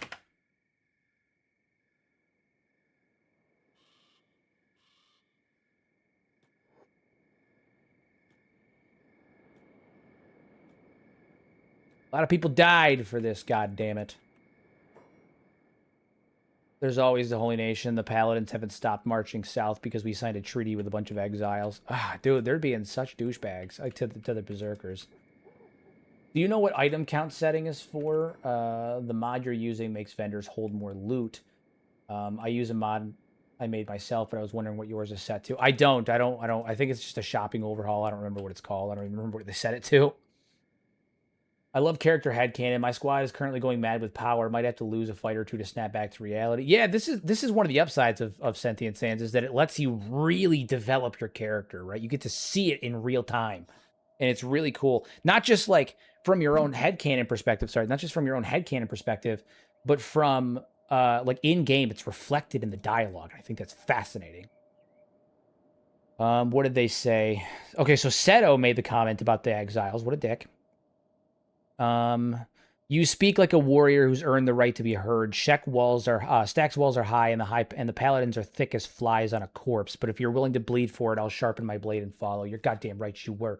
You goddamn right you will. We're going to war. We're going to war.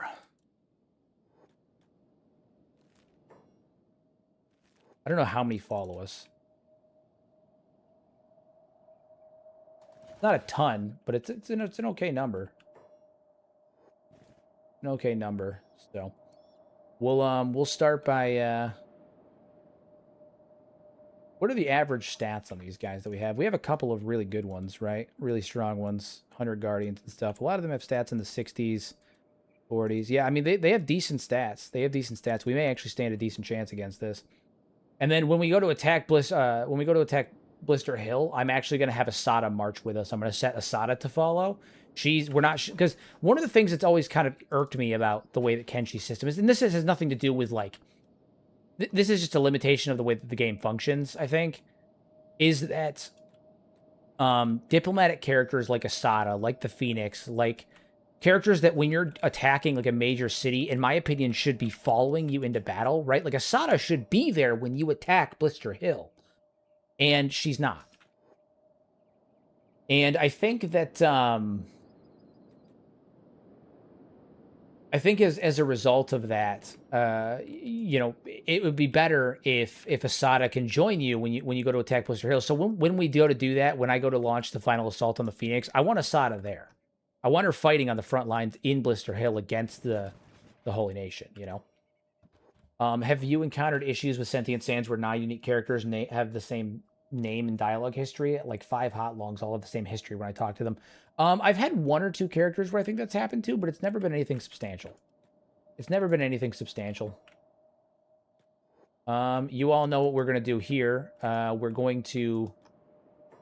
What are these triangle bandits? Eve. We're going to go on up here, and we're going to actually request the Shinobi Thieves up here to join us in our fight. Where's the thief, boss?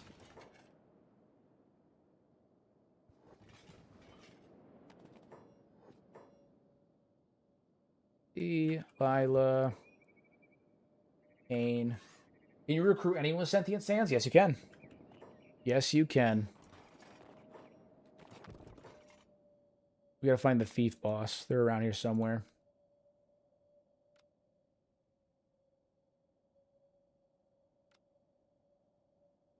Be on the ground floor.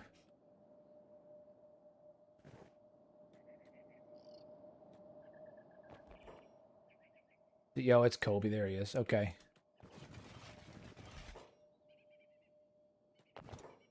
All right. Oi. I come as... I am one arm. Hold on. I am one arm. Member of the Shinobi Thieves, and I come seeking aid. I hereby proposition you that in exchange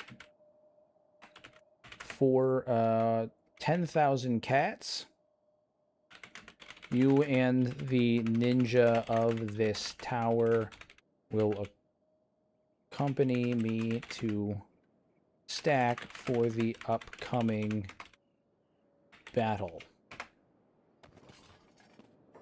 Toji with an extremely growing title. Indeed. Indeed.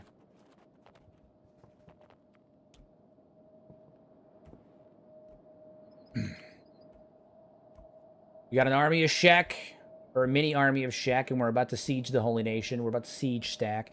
10,000 cats is a heavy purse, one arm. The Shinobi don't march for any scrap. I'll gather a few blades for you, but the stack is a den of paladins. Hope your crew can keep pace. We will be fine. We march with Shek warriors and ninja alike. We are going to remove the Okranites from the valley and march on the fog soon after. This is good. This is good. This is good.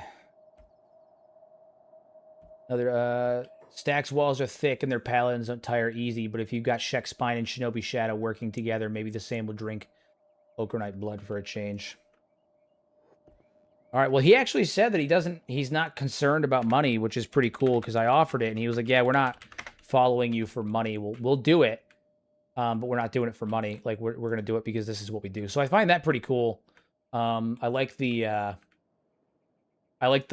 sense of honor and fairness that they have towards Toji as a member of their group, you know. I can appreciate that. I can appreciate it.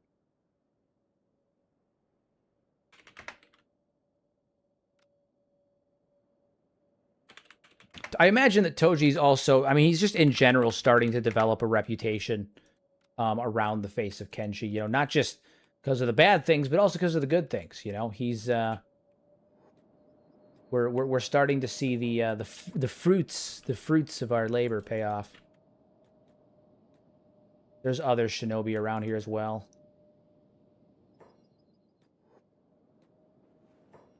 There they are. There they are.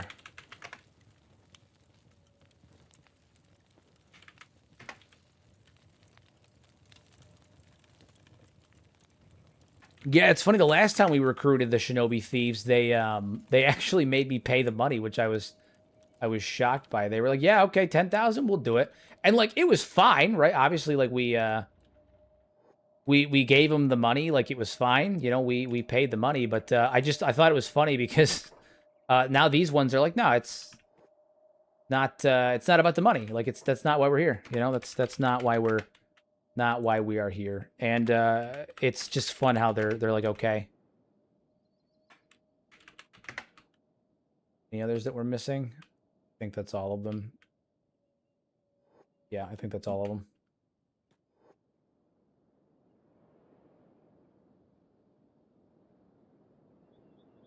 This is looking good. We've got quite the force with us. Look at this.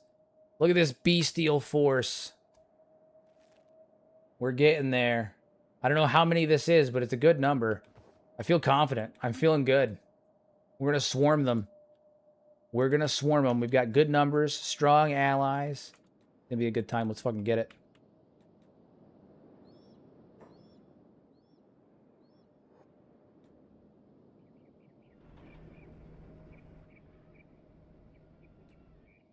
Noon draws near. It's true. It's true. We're going to be there soon.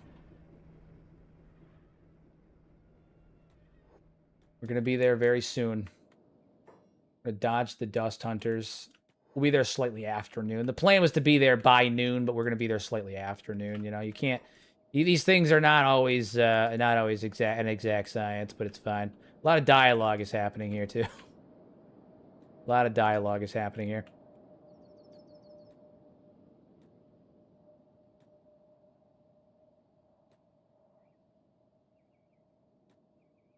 All right, let's fucking go. Let's get it. We're gonna do this. This is happening.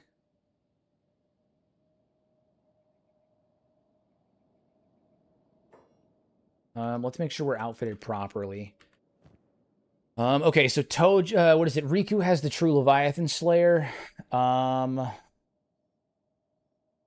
think we're gonna switch to. All right, here's what we're gonna do. We're gonna trade with Seto. We're gonna give him back this for right now, and we're gonna give Seto back her plank. I need them in peak physical condition for this situation. We are gonna give her this gas mask. Cover her face, you know, cover her face. All right, we're getting ready to march.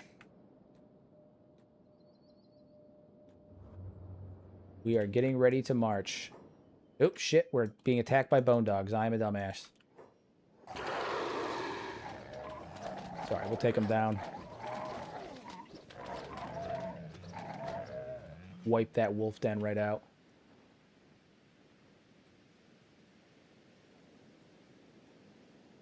Okay. All right, Toji's gonna yell to everybody now. We're gonna get this moving. We'll yell to Riku. Here we go. All right. Do you think the Shek will keep getting more and more bony over generations? It took centuries to get this bony. I could see them having more bone armor after 1,000. Yeah, I mean, I think they're going to continue to evolve. I think they're going to get bigger. They're going to get thicker. They're going to get like more more bony. I think eventually they're going to have like a full thick like bone, you know, like keratin exoskeleton. I think it's gonna be a whole thing. I think it's gonna be a whole thing. Okay, let's see. All right, we approach stack.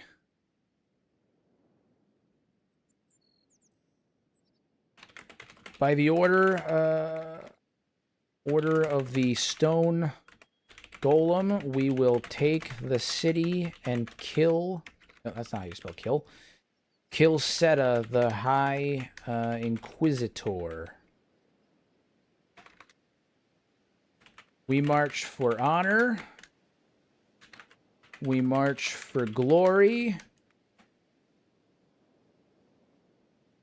We fight for the shack. Fight for Sukan. Goddamn. Goddamn.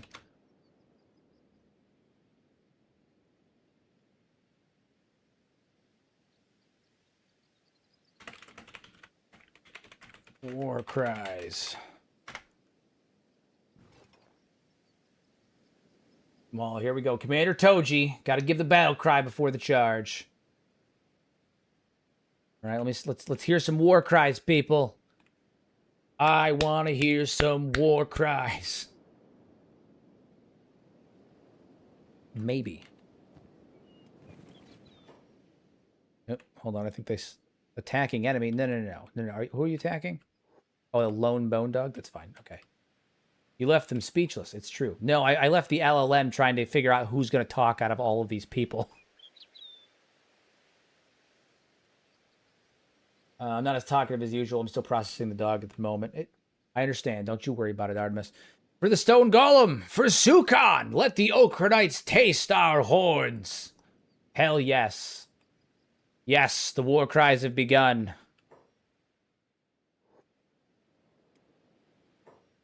There's more. Hold on, there's more. These paladins will beg for mercy before the sun sets. Blood for the bone. Yes, that's what we love to hear. Who are you fighting? Another small bone dog. Totally worth it. Okay.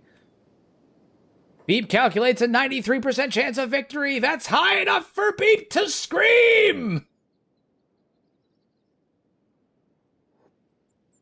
Hell yes.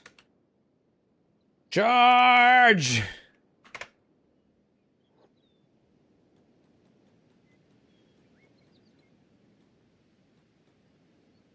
Except for Beep, who's going to stay out here because he's only here for non-combatatory reasons. I'm actually going to move him to the end of the squad so he's easier to command. Woo! Tear down the white walls! Right, let's go. Let's go! Let's go!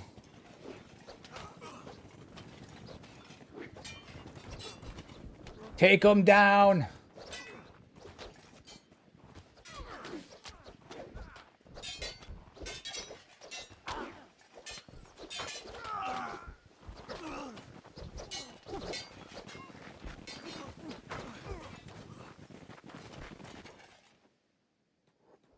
Now we have no control over a lot of the men, right? So that's something we do have to take into consideration, is that we have no control over most of the shack, pretty much all of the shack actually. They're going to be rushing in on their own. We have no idea. So Riku is in here just cleaning house. He's just cleaning house.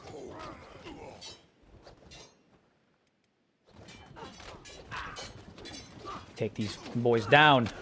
He is one-armed Toji, the revolutionary. Dropping bows.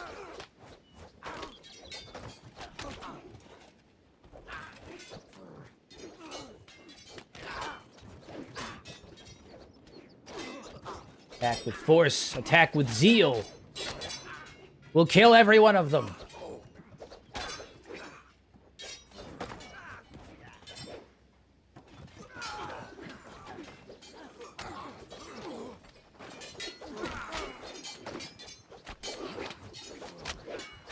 Couple of shack are down, but it's still looking pretty good.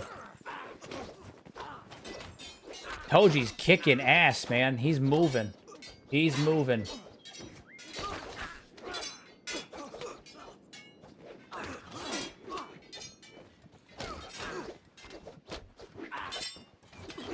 What's with all the violence? What's Riku up to? Riku's just doing what Riku fucking does, man. There's no stopping him. Can't stop, won't stop. Put them all down. He's Riku the God for a reason.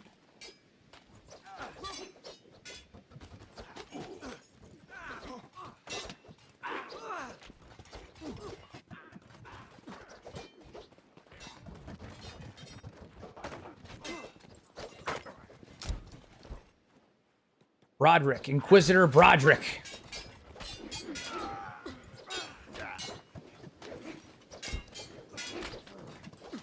Riku will show you what a real god looks like indeed.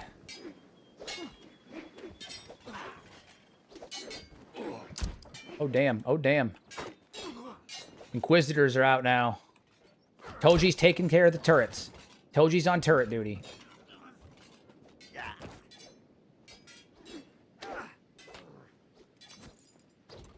Nice. Nice. Riku's fighting off some of the Inquisitors. This is good. This is good.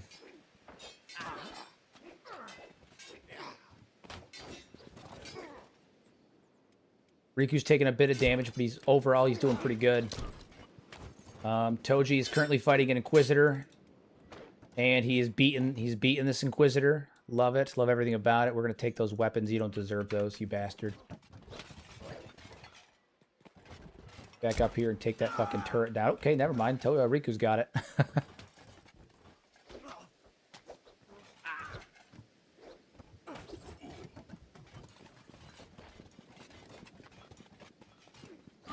We're good. This is happening. We aren't committing crimes. We're committing beep. That's true. Sweet, holy beep.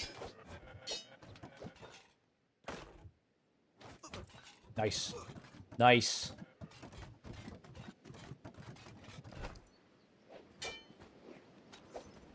Darkness will be purged. Dude, you chose the wrong warrior to piss off. That'd be Riku the God. 4 paladins versus Riku? I mean, you're gonna need more men. You should have brought more.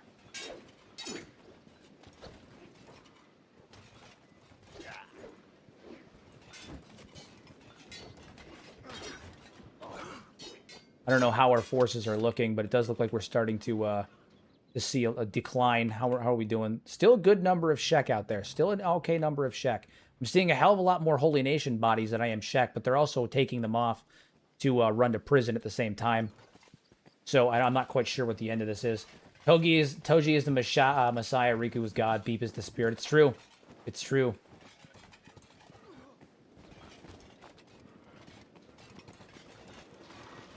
Okay, Toji's just fucking moving in. I see. Oh, fuck, dude. He just kicked that dude's leg off. Honestly, fucking beautiful. There's a lot of Inquisitors over here. Toji, you need to back up, my dude. I don't think you're ready for this.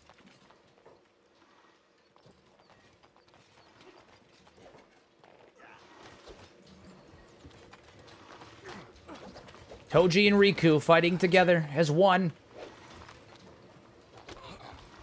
Hold position. Hold position. We don't want to run in and get overwhelmed. We'll hold position. Okay, all right. Riku, go take him down. Toji's gonna get overwhelmed here in a second. There's too many aggroing on him. Oh fuck! Toji got downed by Seta.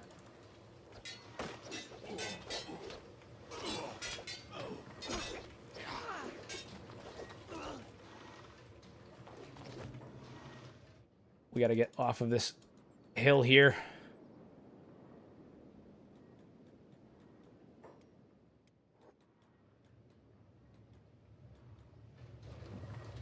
We gotta get off the hill here.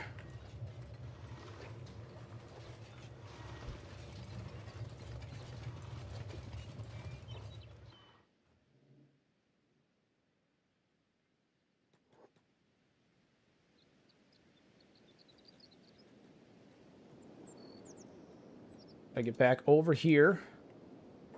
I'm gonna put Toji down. They fighting Beep now? Dude, what is Beep doing in here? Beep, what are you doing?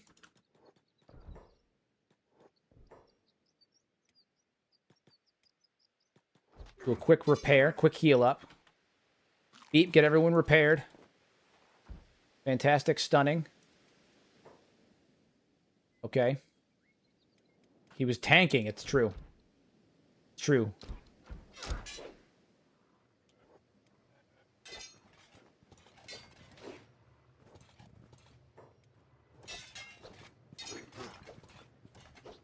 Oh, damn.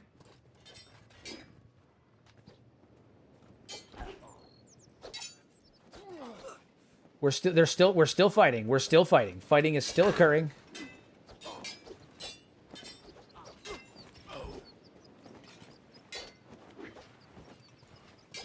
Pete fought better than Seto. That's true. Seto is currently locked up for 418 hours. Haha.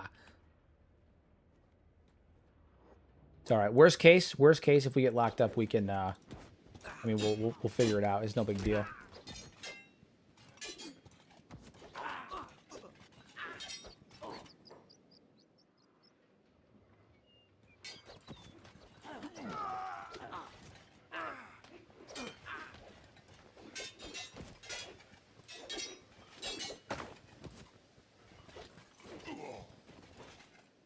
Sorry for the mild crash out. Yeah, we might have to fall back for round 2 on this. This may be a move kind of situation.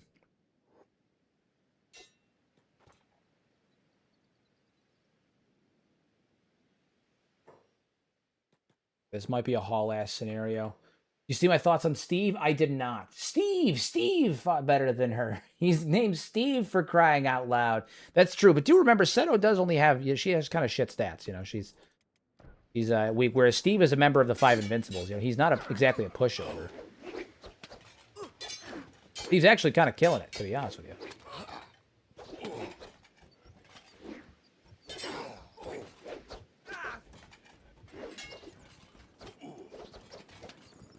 Oof.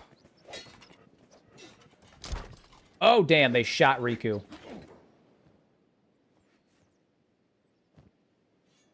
Here, take that real fast, just in case. Surprised you lost the army that you brought was good size. It was really good size. It was really good size, but, you know, these things do happen. These things do happen. That's fine. You know, this is what it is. It is what it is. These things do happen, and we'll figure it out.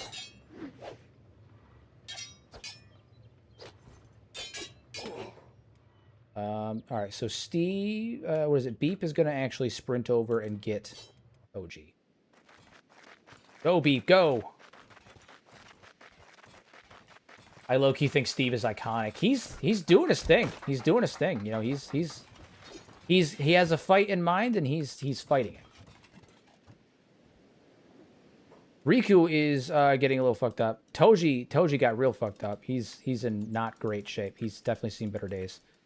What is the situation that we just got? What is this? The Shek Kingdom, shinobi thieves, and a band of scrappy drifters, including the one-armed Toji and the loudmouth calling himself Riku the God, finally turned Stack into a proper bloodbath, dropping Holy Nation paladins and inquisitors left and right until the streets were slick with unconscious bodies. But when the last sword clattered into the sand, the High Inquisitor wasn't dead, just humiliated. And the only thing the town gained was another crop of prisoners and a fresh coat of red on the cobble. God damn, dude.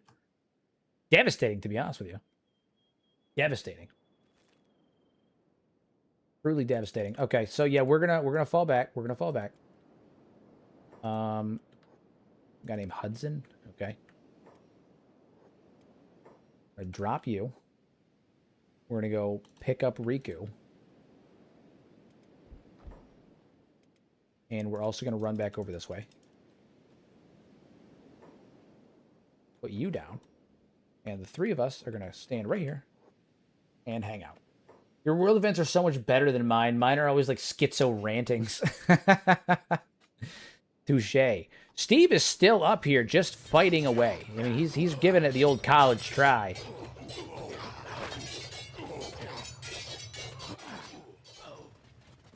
Watcher's up over here, too. We need to get her repaired. Yeah, Steve's over here giving it the old college try. I mean, he's trying his best. He's trying his best. Numbers don't win wars. Well, wait, hold on. What are they saying? The battle's data suggests a 62% reduction. Oh, thank you very much. Just happened.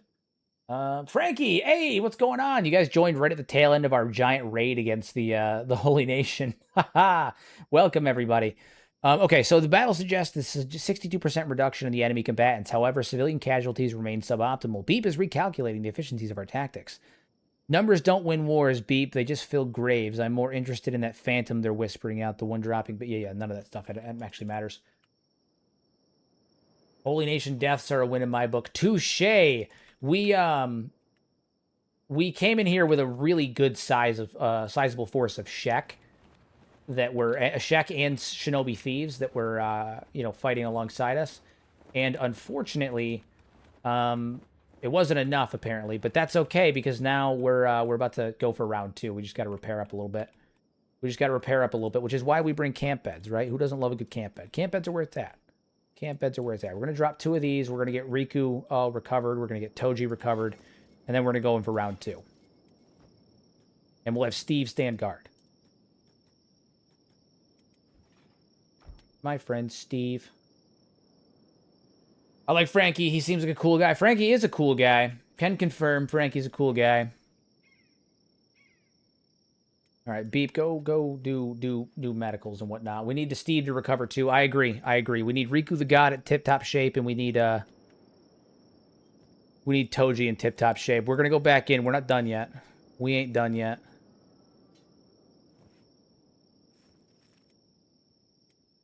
What a mess. Once Seto is awake, we should be able to organize a prison break, but you know. Doing good. Been playing Chronicles of Eternia 2 mod, and I'm having a blast. Yeah, that's the one that like makes things all fantasy-esque, right? That's that one. Are enemies headed over this way? I don't think so. No. What a mess. What a mess.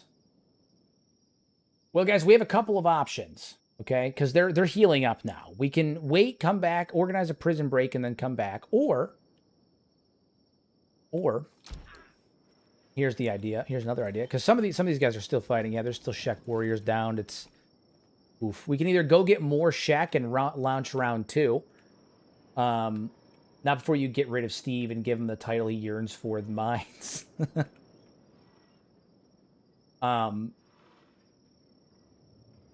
Steve of the mines. I agree. Steve the miner. So anyway, we can go back and get reinforcements and come back for next round, or alternatively, we can go back in and fight again. I mean, we have a couple options here because they're going to be recovering now, right? Like the Holy Nation's going to be on the recovery. Riku could fight off a ton of them, but we all saw there is a finite limit to the amount of people he can take down. Oh wait, hold on. Slave traders are coming in. They've got hivers with them. This isn't going to be great. They're gonna. Oh shit! No, they're enslaving some of our people. But there it is. There it is. Things are happening. Things are happening. Not sure what's happening, but things are happening. They have enslaved Seto, so we're gonna have to rescue her. At the very least, we're gonna have to rescue Seto. But they should be attacking these slavers. Yeah, there it is. Okay. Seto, as soon as you're awake, you can use this as a perfect opportunity to escape. As soon as she's awake, she got knocked out. She got whacked. As soon as she wakes up, she can use this as a good opportunity to escape.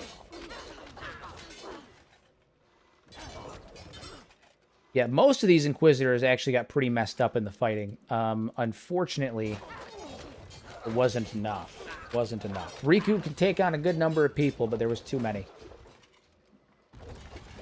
Once Seto wakes up, she'll get out of here.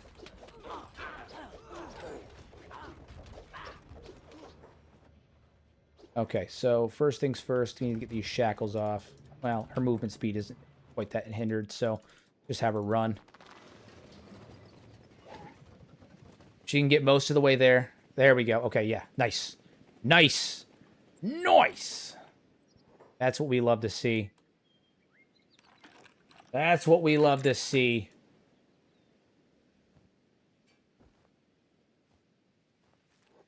She made it out alive. Hell yeah. She needs a new weapon. Well, we've got them in spades. We do have a lot of weapons. Mostly Riku has the weapons. He carries a lot of the weapons. But we do have weapons. We have them in spades. Unfortunately, they're all too damn heavy for her to use properly. So that is something that we have to consider. But we do have weapons. We have weapons in spades. I am thinking that we're probably going to have to go get another army. I don't think we're going to... I don't think we're going to be able to take this on our own, even with Riku. Doing what he does with his 135 strength and his two-hander. I don't think we're gonna be able to keep up with that that level of army again. He's the heavy weapons man. It's true. The Holy Nation appears to be reorganizing. They appear to be reorganizing. So, and healing, which is a big part. Yeah. Appears some of these guys are actually coming over here to have made it out. So far, we've had one guy make it out. Archaeo there. Interesting. Does anyone... Alright, so he made it out. That's fine. Toji, you can get up. Riku, you can get up. Steve, rest up, my boy. Watcher, you as well. You guys fought hard. You've earned it. Cats for lives, the most common transaction in Kenshi. It's true. It's true. It's true. What did Riku just say? The sands here still wet from yesterday's work. Foolish to camp so close to the Yokernite walls. I've seen worse. Admag smelled like a slaughterhouse for a week after the last siege. At least here the blood dries faster. The paladins will regroup. They always do. We should strip the dead for bolts and move before dawn.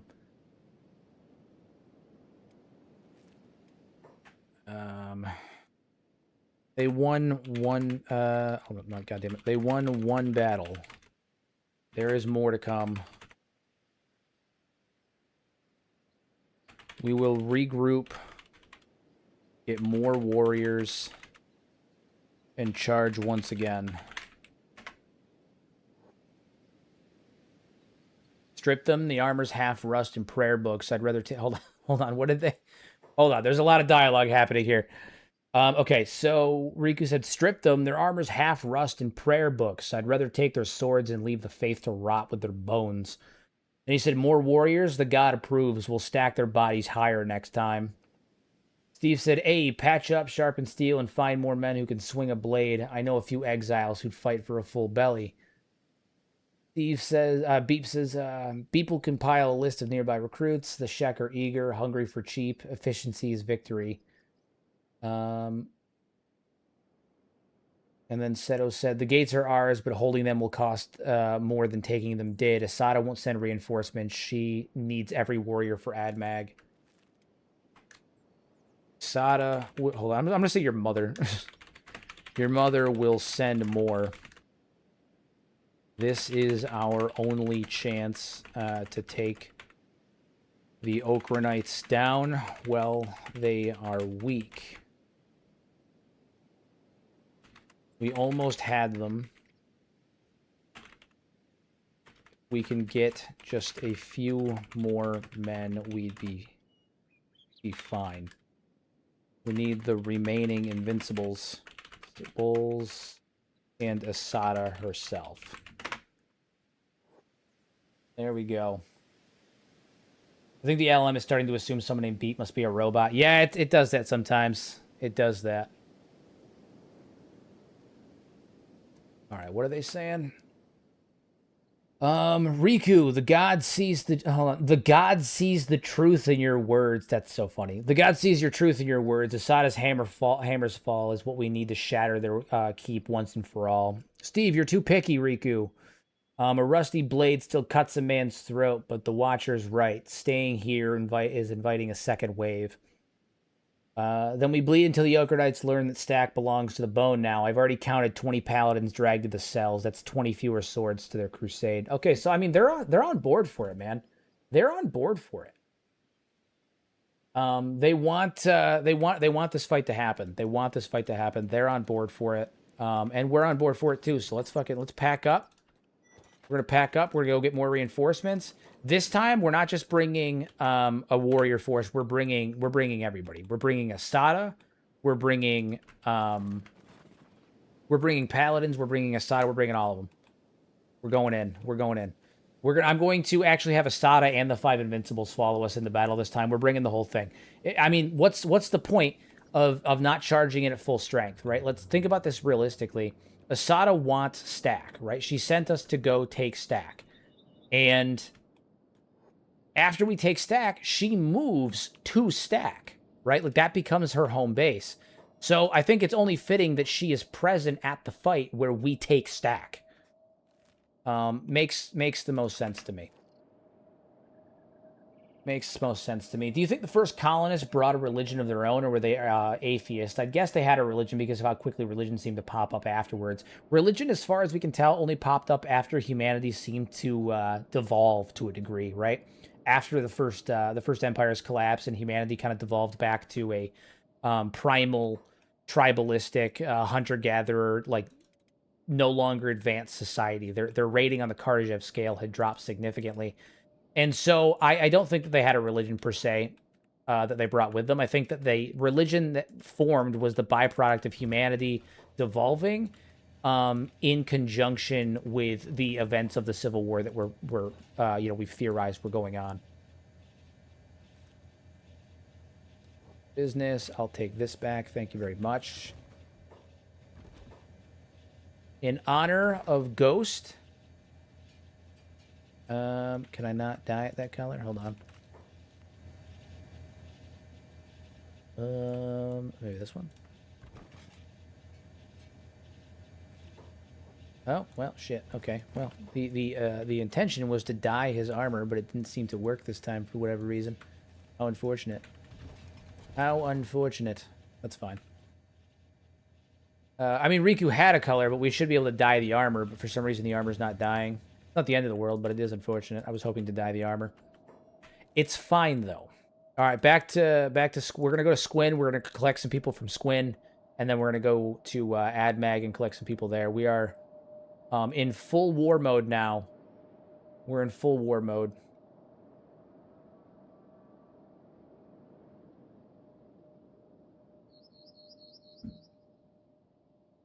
The only bad thing about losing this team is they're all friends and work amazing together. I agree. We have a good squad right now. We have a good group. They all have like a good like repertoire. Like Steve's okay in terms of dialogue, but like Watcher actually has a really good back and forth with like Riku, and then like they all communicate very well. I like that. They all communicate very, very well. We are going to be gathering up the Shek for the next wave. You don't have to apologize. No big deal. No big deal.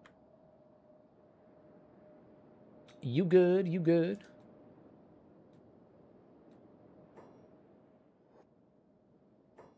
You're doom walking, Ken. Here's hoping the prey wasn't so lucky.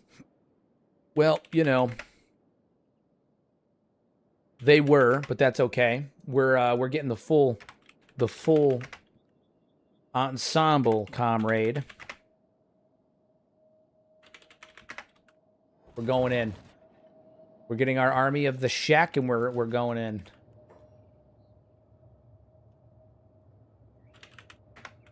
As we pass through, we'll be collecting as many Shek as we can realistically do, while still trying to leave some to defend the towns. You know, we don't want to leave the place completely defenseless, but we do we're trying to move forward, right? We're trying to push forward and advance. And so I think part of advancing means that we need to take as many as we can. We're building a war party right now, okay? This is a group with purpose, with pride, and we're going to go collect Asada, the 5 Invincibles, and any other Shek that we find. Army time, everybody. Army time. Proper army time. We're going in this with a force that has never been seen before on the face of Kenshi. Sada says we're building something new, but I only see the same blood-soaked... I only see the same old blood soaking in the same sand. Only difference is whose god we're screaming for. Who said that?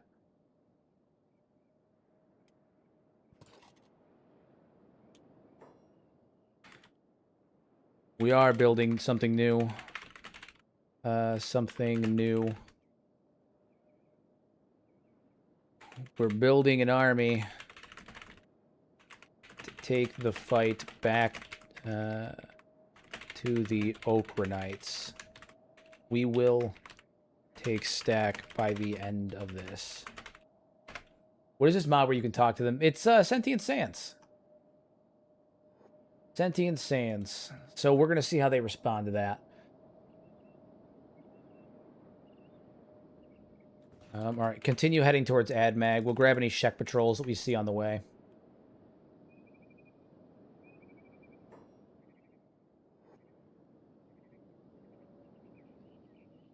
See any Shek patrols on the way, we'll grab them as well.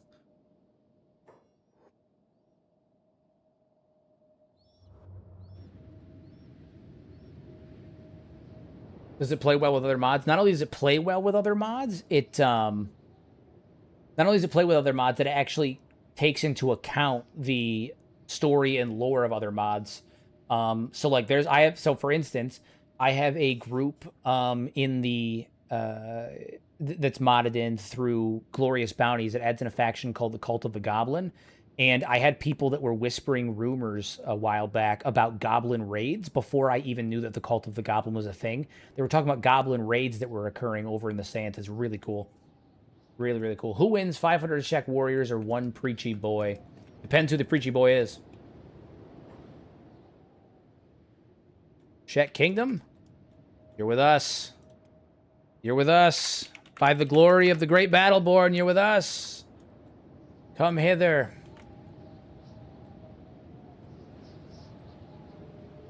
Speaking of Preachy Boy, I have a video in a couple of weeks that's coming out on the Preacher cult. Like the Moon cultists over in the Stormgap Coast. I have a video coming out on them. I think I figured out, or, you know, I have as much as I can with the limited amount of evidence that is there. I think I may have put together a probable and plausible theory for the Moon cult. Very, very good. Oh, thank you for the follow. Much appreciated. Much appreciated.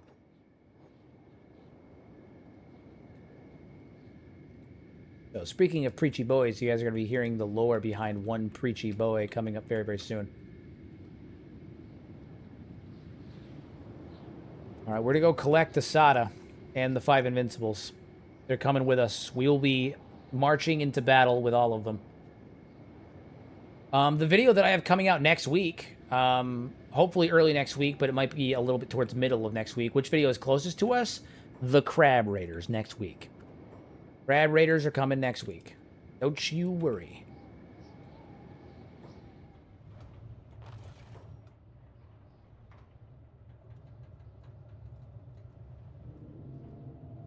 Follow. Follow. We're getting all of the 5 Invincibles with us. They will be marching into battle, and we're also going to get a Sada. It just makes sense. It just works. It just works. But I'm going to set them to follow because I don't want them to, you know, I don't want them to, you know, bring Bayan? Yeah, I'll bring Bayan. Shit, fuck it. He's got decent martial arts. Let him go. My dude can hold his own. Fine with that. A Bugmaster in here. He's a fucking loon. Yeah, anyone else? Wake up, Asada. Come on, what are you doing? Get up, you fucking goon. Stop sleeping. What are you doing? She's got her little sleepy time headphones on.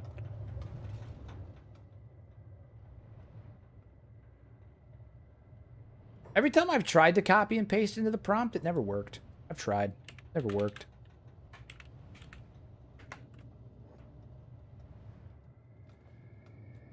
They're sleeping, so as soon as they wake up, we should be fine. About to absolutely slaughter. It's gonna be crazy. It's gonna be a crazy time. It's gonna be a crazy time.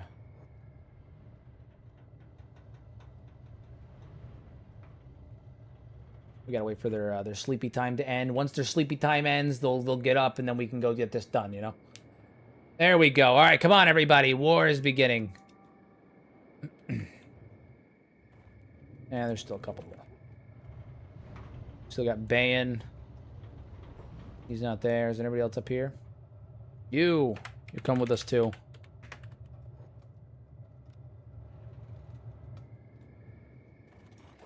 Nice. This is good. This is good. It's gonna be good. It's gonna be good. We're gonna see what a war with the Holy Nation should look like. Proper Shek warriors and whatnot. It's gonna be a good time.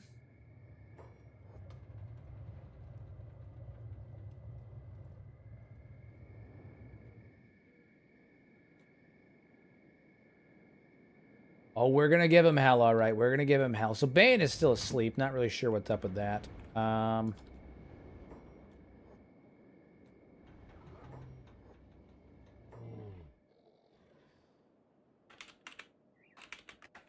Oh, we're gonna get these gate guards too, and then I think we'll be set. Then we march. Then we march. To glorious battle. To round 2. That's what we're doing. We're marching to round 2. There we go.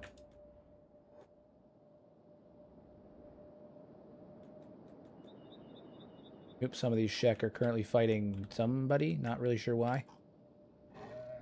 Oh, a bone dog. Okay. Oh, that's fine. Who needs beauty sleep? Clearly. Clearly. All right, I think that these Shek will handle much, much better than the other ones that we were working with before. Obviously, Asada's in here. Downside is if Asada dies, everything changes. Everything changes. But that's fine. That's fine. We'll be fine. Everything's gonna be fine.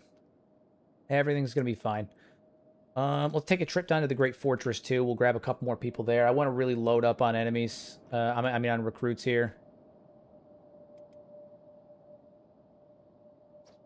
Absolute slaughter. Absolute slaughter. They'll kill everybody. No one stands a chance. It's gonna be a good time. The Garu's coming. Apparently, for some reason, there's a Garu following me. I didn't set him to follow me, but apparently he is. I'm not complaining. It is what it is.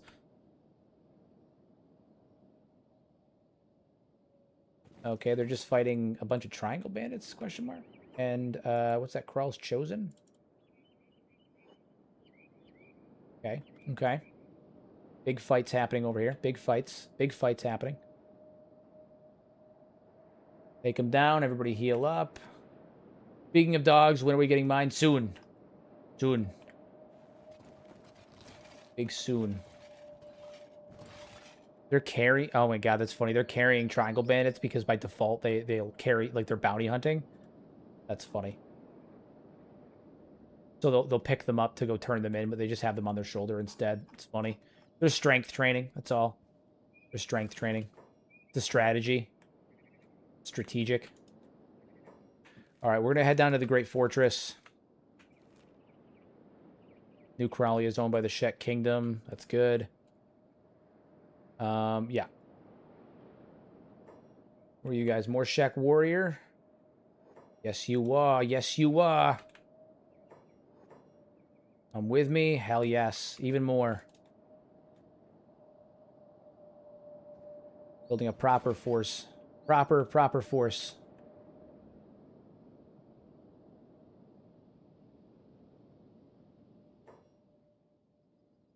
Alright, Great Fortress is right over here.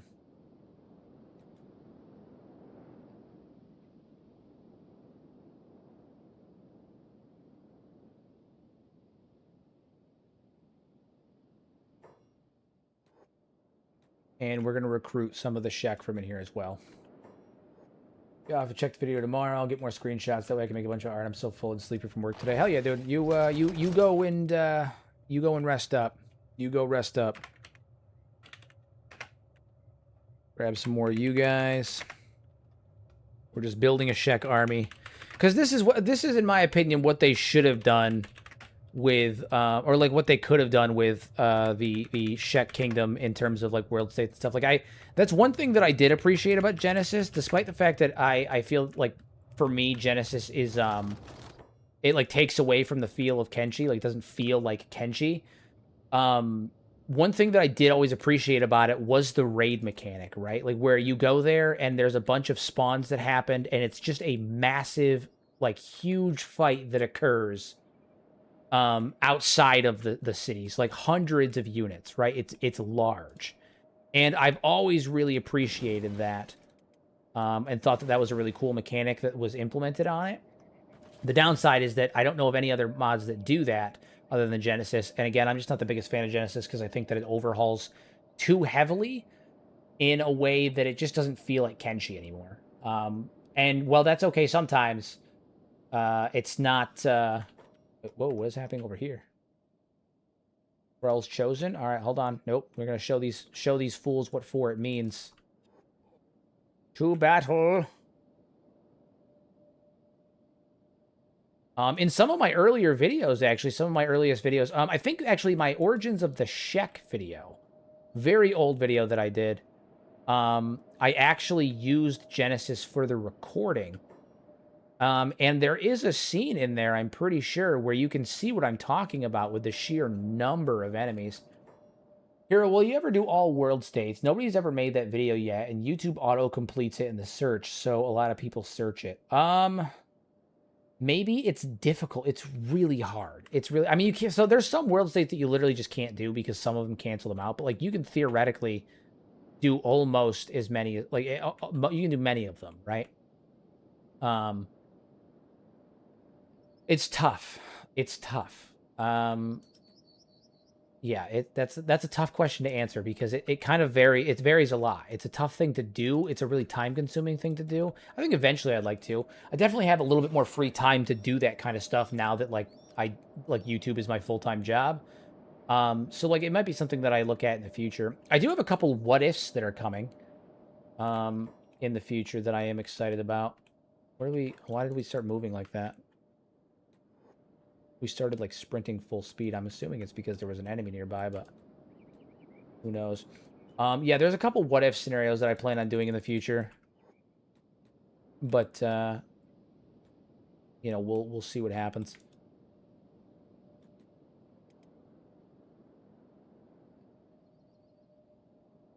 Got a proper war band here. Proper war band. Although I think we're missing some people. Okay, there we are. I was like, I feel like we're missing some right now. Try this again. I love the what if content. It's super geeky, but God, I love it. Yeah, no, it's one of my favorite things to do. It's just it's tough because it requires like a lot of like consideration. What if this? What if what if these happen? So the one that I'm doing next is like the what if content that I'm doing next is what if Catlon decided to take back Kenshi, like retake Kenshi, right? Like what if he gathered his forces and left the Ashlands, but specifically, what I'm doing is not like he regained his sanity. He's still insane. It's just what if he, in his current state, left the Ashlands and tried to retake Kenshi? What would happen? And so that's kind of the scenario that I'm running through right now. I've got a couple different iterations that I'm thinking of, but I think I put together a decent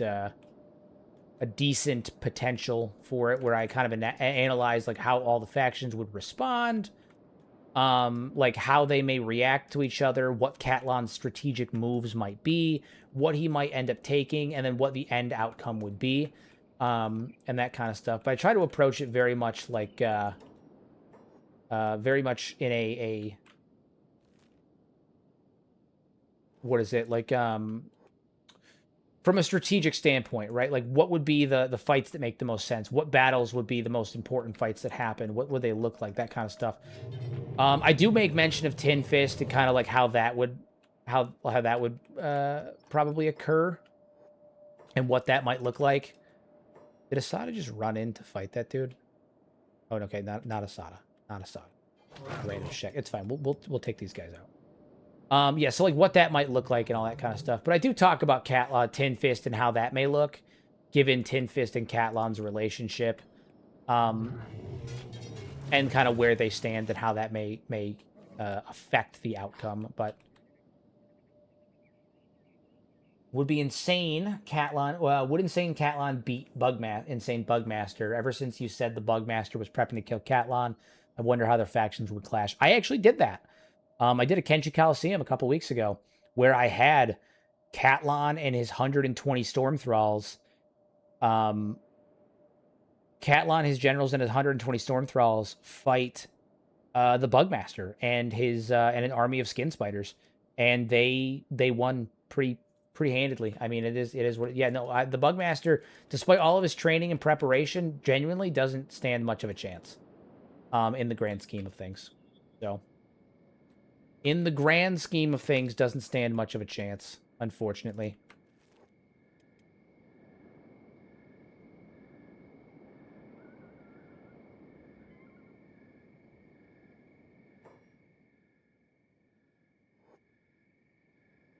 Catalan's power is unironically the greatest in current Kenshi, with all the other factions being separated and at war. Now would be the best time for resurgence, in my opinion. There's kind of a case to be made that Catalan's like the only thing holding the Second Empire from invading the rest of Kenshi is the presence of Catalan, because actually when Catalan dies or is removed, the Second Empire actually starts to bolster their numbers. They get stronger, not weaker. They get stronger, not weaker, which I've always thought was incredibly interesting, and it kind of suggests that Catalan's forces are being held in check by the fact that they have a leader who is indecisive currently, who's just sitting there waiting on his throne. They're waiting for orders that will never come. Once that leader is gone, they start prepping to go do what they got to do. I've always thought that was incredibly interesting. I've always thought that was incredibly interesting. Gotta wait for some of our forces to recoup. There's Asada at. We are going to have to pay a bit of attention to where Asada's at. Does the Second Empire remnants retake Kenshi if Catalan dies? No, they don't start making active moves outside, but they start bolstering their strength and they start getting more aggressive, which kind of implies that they're getting ready to start making moves. So, all right, we're about to go for round 2.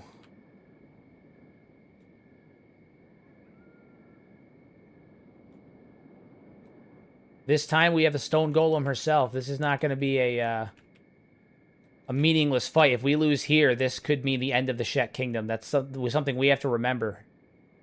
This is not just some paltry fight. If we lose here, that means the Shet Kingdom is done, is downed, and Mukai the Mountain takes over.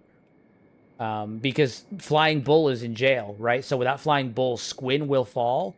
Admag will fall in disrepair, and Mukai the Mountain will take over. This could very well spell the end of the Shet Kingdom. So, taking Asada is a big risk, but I think that it's a risk that is incredibly realistic and fun. All right, Beep, you know the deal. You are going to head over here. The rest of us will prep. I mean, in universe, do they have the number and skills to beat the rest of Kenshi if they attacked? I think that they definitely have the number, and I definitely think they have the skills to do some serious damage. I think ultimately what it comes down to is the alliances that would be made by the other factions in defense of Kenshi from Catalan's force. It would require some unification. It would require some people to do things, but I go over all this in the video when I make the video in the script so far. So I talk about a lot of stuff. Who would engage, where alliances might form, where they might fall apart, who would ignore the problem, all of that stuff. All of that stuff. All right, guys.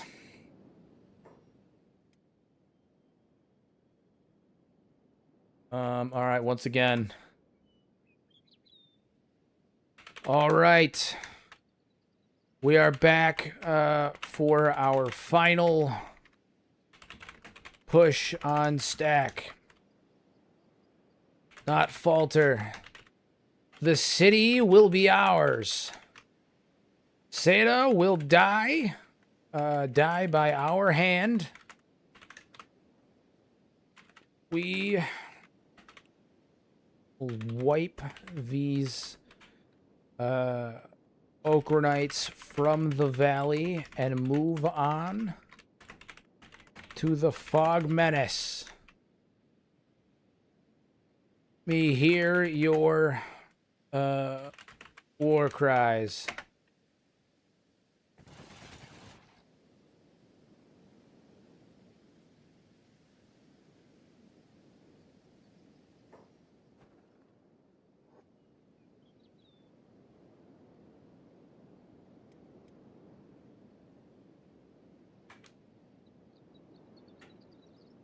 For Crow.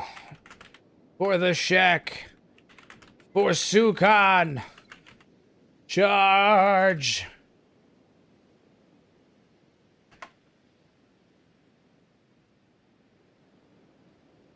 Yelled that right? I did. All right, we're going in round 2.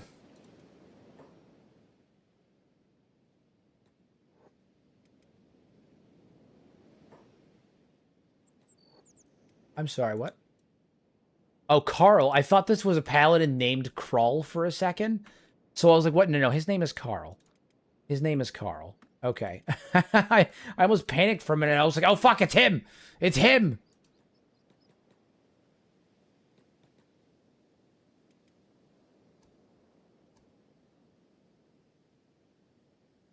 Gods don't blink, Toji. When the shouting starts, the bodies follow. So we move now before the Holy Nation learns to aim. You're goddamn right they do. Let's fucking go!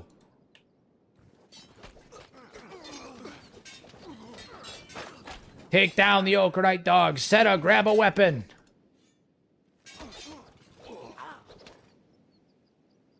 I'm sorry, what? Wait a minute.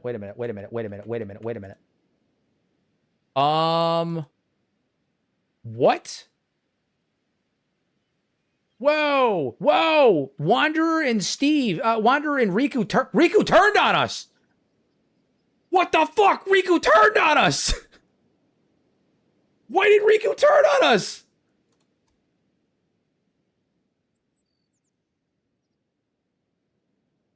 What happened? Why did Riku turn on us?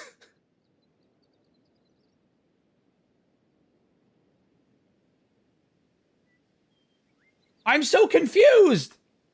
Unacceptable. I find no reason for that. Hold on. I'm forcibly re-recruiting Riku. That's nonsense. I don't fucking understand why that just happened. But now the Shek... God damn it!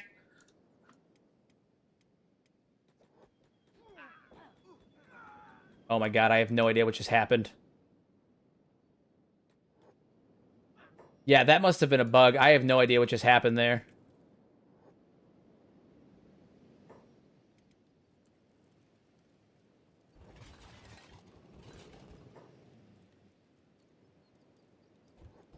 Okay, so Watcher's now fighting us. Yeah, it must have been a bug. It must have been a bug. What the fuck, man? It perceived what you said as an insult to get them. Jesus Christ. Join, Watcher, stop what you're doing. Stop what you're doing. We're allies. We're friendlies. We're friendlies. Jesus Christ. I'm like, what the hell just happened? Out of nowhere, Riku turned on us. Which, by the way, worst possible outcome. Worst possible outcome. Riku turning on us would be devastating. Alright, where's Asada at? There she is. Alright, let combat begin. Holy shit, dude. Riku turning on us would be devastating. We'd stand no chance. Riku's deep undercover.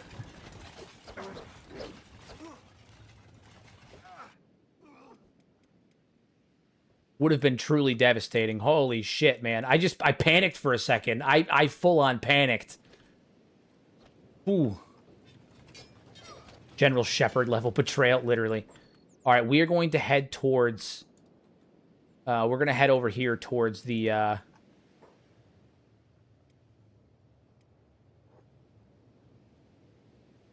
towards the HQ, so that way it will funnel the rest of our followers over here. Sada, you can get engaged in combat. That'd be fucking awesome. There we go. Okay. Yes, engage them in combat, fools. Okay, yeah, Riku's not playing around. Put him down. Fucking absolute devastation.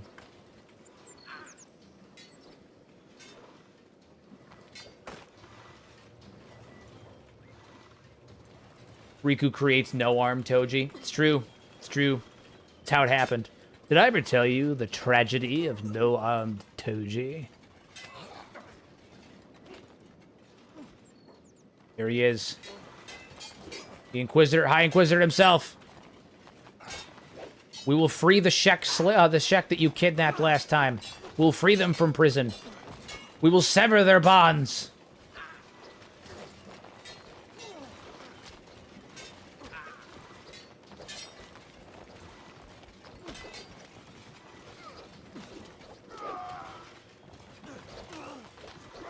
Take him down. Take him down. He's down. All right, Beep, your job is simple. You're going to run in here. You're going to kidnap him. Go, go, go. Beep's job is simple. Grab Seda.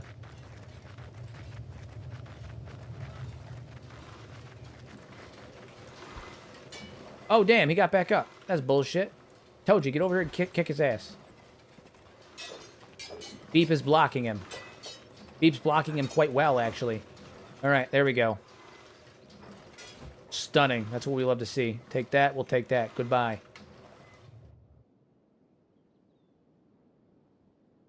As expected, we have managed to secure him. So we're going to put him up here, and everybody else is going to continue to fight. Seto did get knocked out in front of her own mother too. How unfortunate.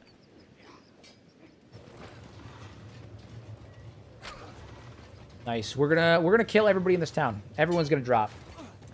We will not know defeat. We are an army that does not know defeat.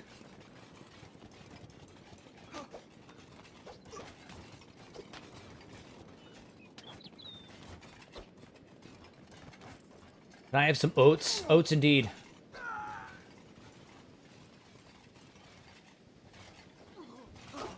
Brother, give me some oats, brother. They tried to crawl away. They tried to flee out of self-preservation, but they will not.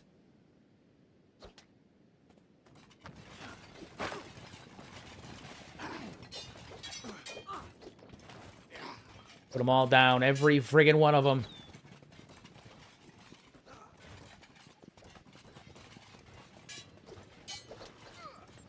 Every friggin' one of them. What we love to see. How we doing in terms of injured? I think we're doing pretty well. What's Asada's physical standing right now? Where's she at? Asada's barely any damage. I mean, we're killing it. 1 out Toji. I'm dead. Ha ha! 1 out Toji. True. We need to go break the Shek out of prison. A lot of them are currently chained up in there.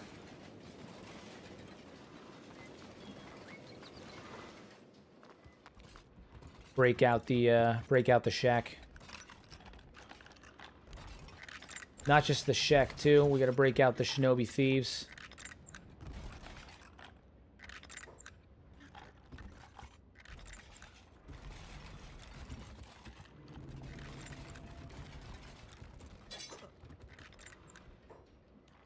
Free everybody. Free them all. Free them all. Nice. Stack has fallen.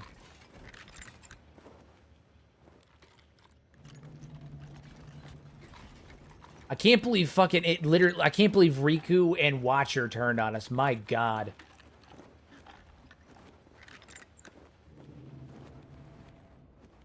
It interpreted what we said as a threat. That's nuts. Some were slaves. What if they join you? I mean, well, they can join us temporarily. We'll remove them after the fact. We have more people to save though. More Shek to save.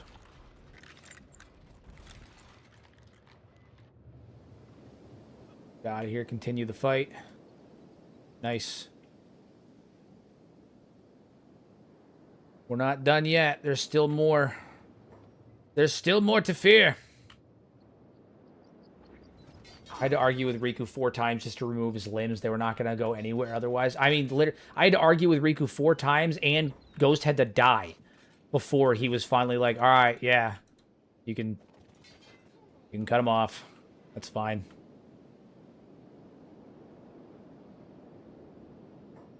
Now, we're not done. Did we just take stack? Yes, we did. But we're going to move right on. This is not over. This is not a take stack and move on. This is a warband. Okay? And a proper warband means that we move on to the next target. So now we're going to come over here. We're going to regroup and gather our forces, and we're moving on to the next target. We're going to Bad Teeth. We're going to butcher Bad Teeth. And after we butcher Bad Teeth, we're moving on to Blister Hill, where we will butcher everyone in Blister Hill. This is a war band, everybody. The fight doesn't stop until they're all gone. We've learned you need to make saves before typing too impactfully in this game. Literally. Literally. You gotta be careful.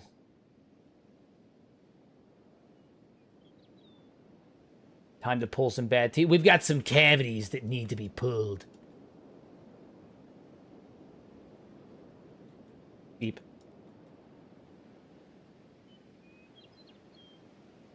All right, we're gonna wait for them to catch up and regroup. Many of our Shek allies are currently displaced.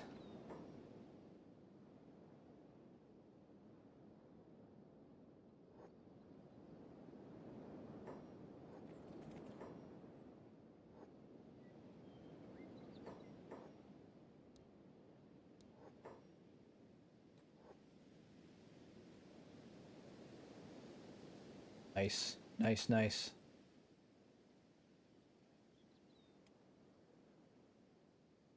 You.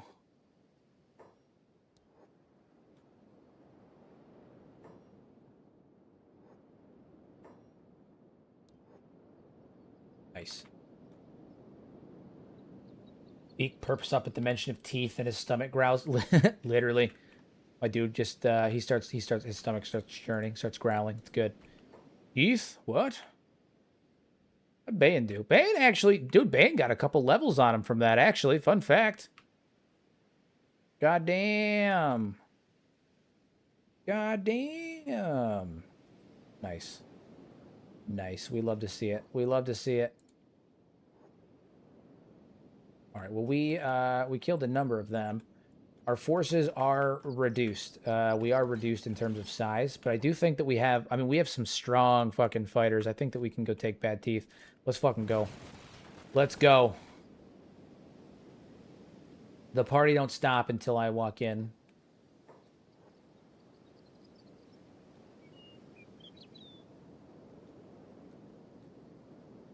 The sacrifices are still being carried. I see. Yeah, I mean, you got to strength train while we're doing it, you know? While we're doing it, you got to strength train. It's part of it.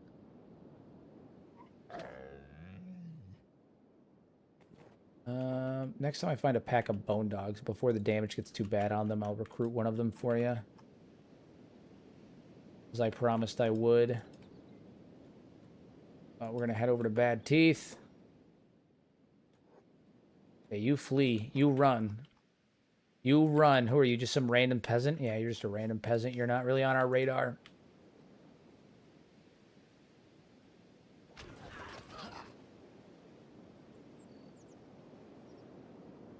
I like how my entire army, they're still out there. They're all just running around killing basically everything in the vicinity, right? Like, they're all still out here just doing stuff, but they're all like running around just like, oh, there's a bandit over there. There's a wolf 2 kilometers away. Let's go fuck that wolf up. You know, they're kind of just monsters. Did you just... Wait, I'm sorry. What, did you take equipment? Who the fuck? Did he take one of their equipment? I think he just looted one of the Triangle Bandits.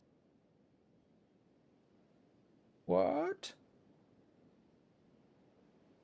Yeah, I think the Shek warrior just looted one of the Triangle Bandits. What? It's cool as balls.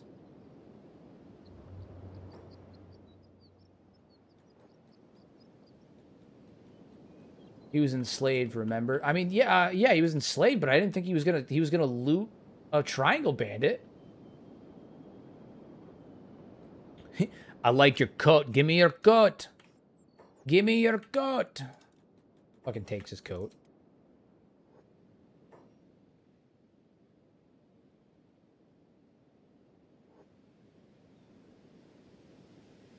I've never seen them loot armor before. Yeah, no, that was a first for me too. That was a first for me.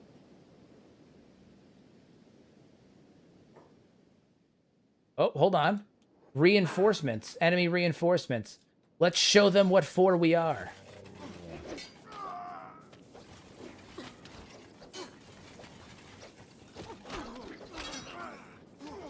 Outstanding, dude. Just fucking devastating. They stand no chance. No chance.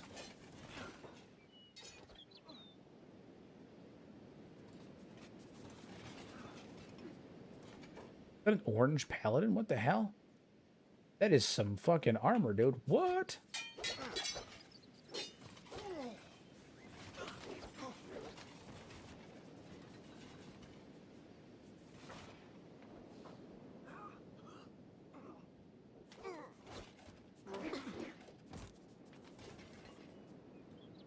All right, all right, all right, all right.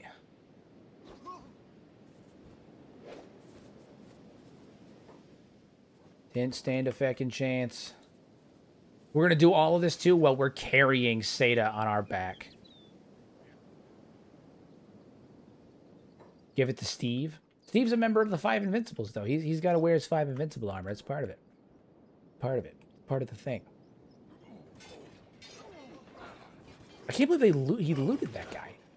Genuinely, I'm so shocked. I'm shooketh. I'm shooketh. I can't believe he looted that guy.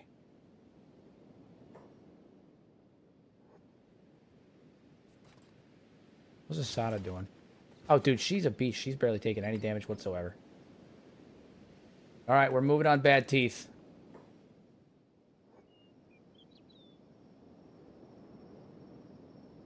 We're moving on Bad Teeth.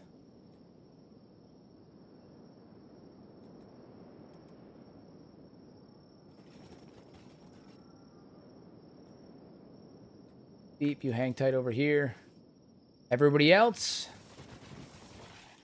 to battle.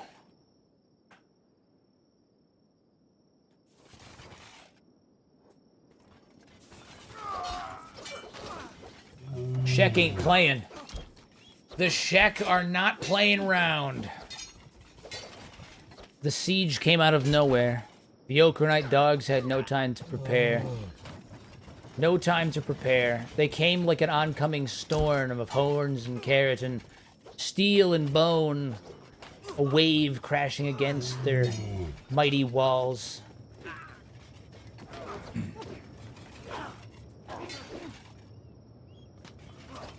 Poking my head in as I prepare to fight the magma warp at the bottom of Volcano Manor. Hope all is going well. Barrett's going fantastic. We're currently sieging the Holy Nation with an army of Shek, including Asada herself.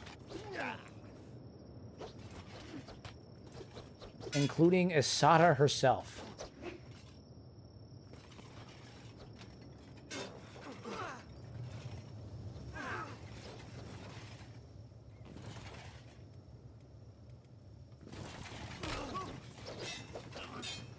Go, go, go. Take him down. Take him down.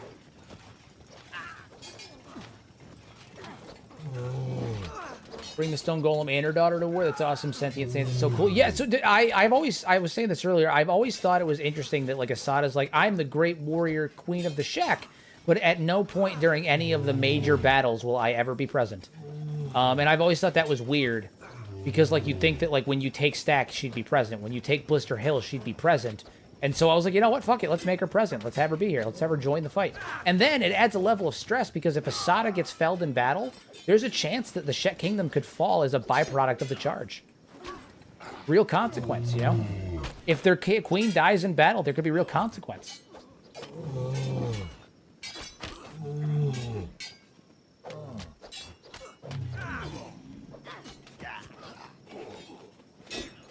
Go, go, go.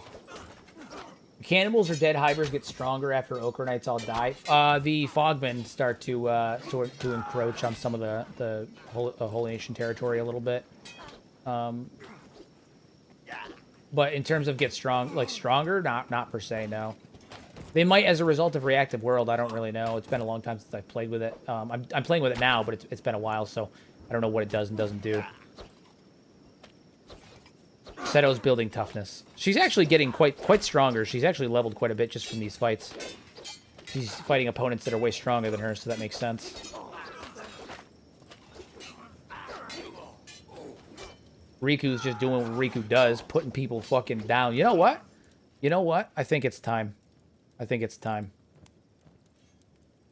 Riku is going to show them what for it means to be him. He's gonna start insta-dropping people.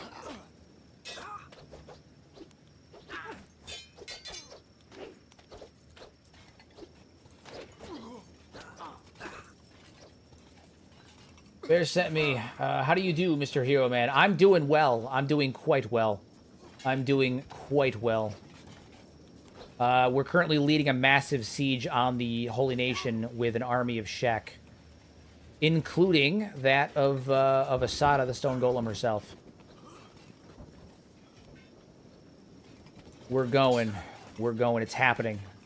It is time.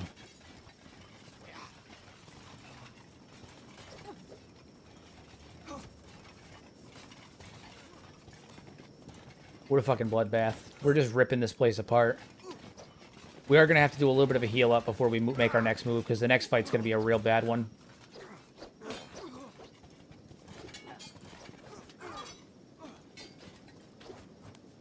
Devastating. Devastating. Do I have it set to heal allies, too? Is that a thing that I have? Yeah, heal allies. Okay. Deep, how many repair kits do we have? We have some. All right, you're no longer on hold.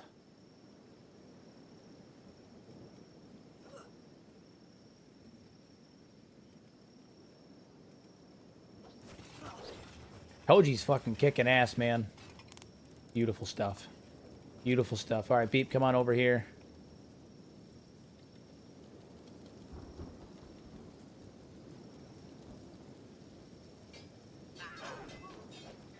Nice. Oh, bro, sweep your legs with that. He's got beef, beef with legs. I know, I know. Listen, it's his move. It's what he does. It's his go-to move. It's his signature. Sweep the legs. Sweep the legs. It's what he does. He sweeps the legs. Seto, you need to get a better weapon, and I think it'd be funny, because right now you're using a really shitey weapon. Or you were. Did you lose it? Oh, you lost it. That makes sense, I guess. I want you to take one of their two-handers that they have that I really like. These swords here. I'm looking for one that's not shit quality.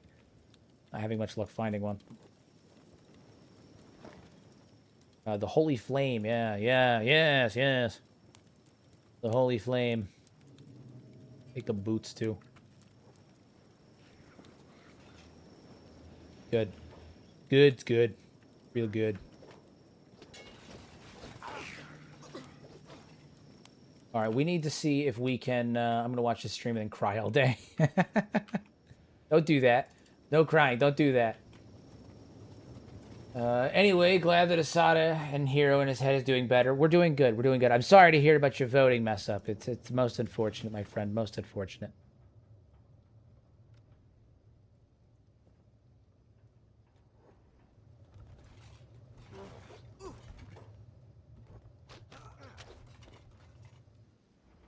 Well, we can't sleep, so that's annoying. How frustrating.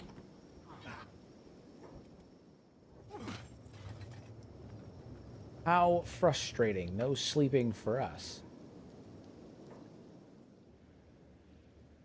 What we can do... well, no, most of their equipment and shit is garbage, so there's not really any point in that. We can't sleep anywhere because they're bastards, and they won't let us naturally sleep or rest up when we've butchered half of their town. How's Asada doing? Minimal damage. A lot of these guys actually are pretty much minimally damaged. We had more Shek. I am confused as to where many of them went.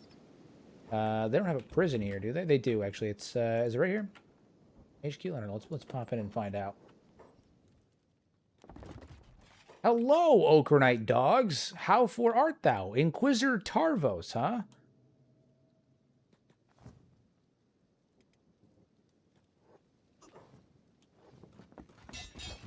Fair enough.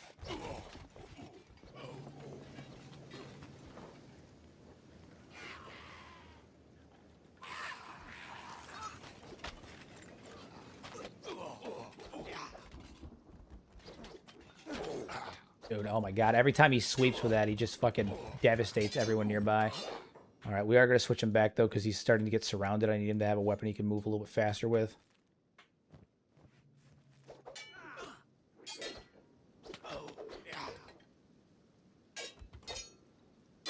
We will kill every one of them. Every single one of them. None shall stand. Oop, Toji's unconscious. Watcher's unconscious. Seto's unconscious. Deep is currently being attacked, but should be fine in the grand scheme of things.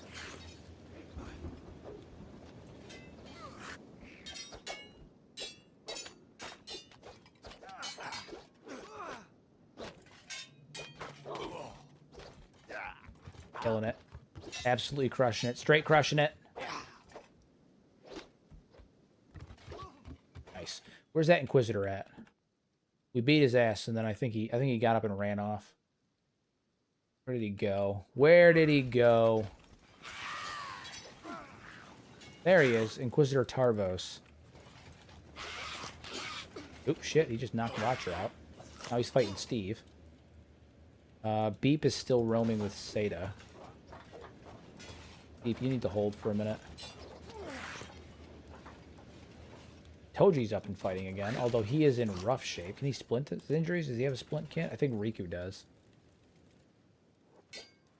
Riku's too busy in here just holding off the whole rest of the military.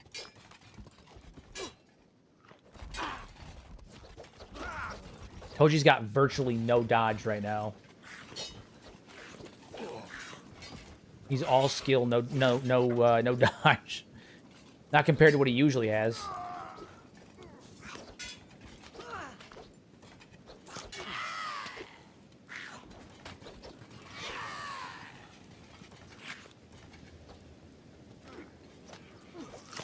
Oh my god, dude! Watching these, I mean, look at the corpses. Look at the sheer number of corpses in this place. Hold on, let's really take a minute and look at what we've done here. Okay, we're gonna start down here, and we're just gonna like slowly pan upward. Let's take a minute and look at what we've done. All right, like the sheer volume of corpses is actually quite concerning. All right, so you come up this hill, and then you just start to see the true volume of devastation that has occurred. Like this is nuts. We've done horrible things to these people.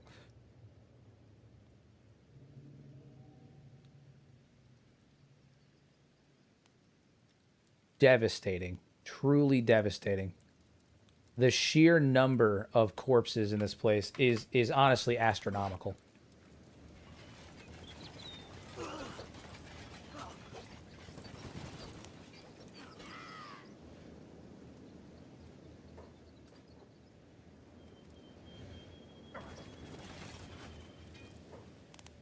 Where's Inquisitor Tarvos? He got knocked the fuck out, and I don't know where he went.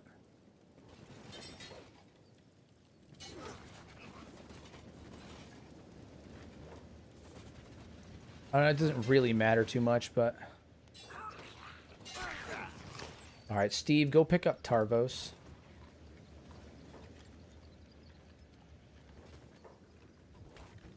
Nice.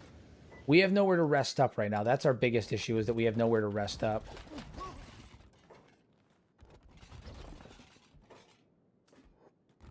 Everybody in here. Everybody hold. Everybody hold. Barely any Shek left. Yeah, but the ones that are left are the big ones, right? Like, we've got Asada, who's barely taken any damage. And a lot of these guys are either, like, really strong 100 Guardians or members of the 5 Invincibles. Like, these are no pushover Shek.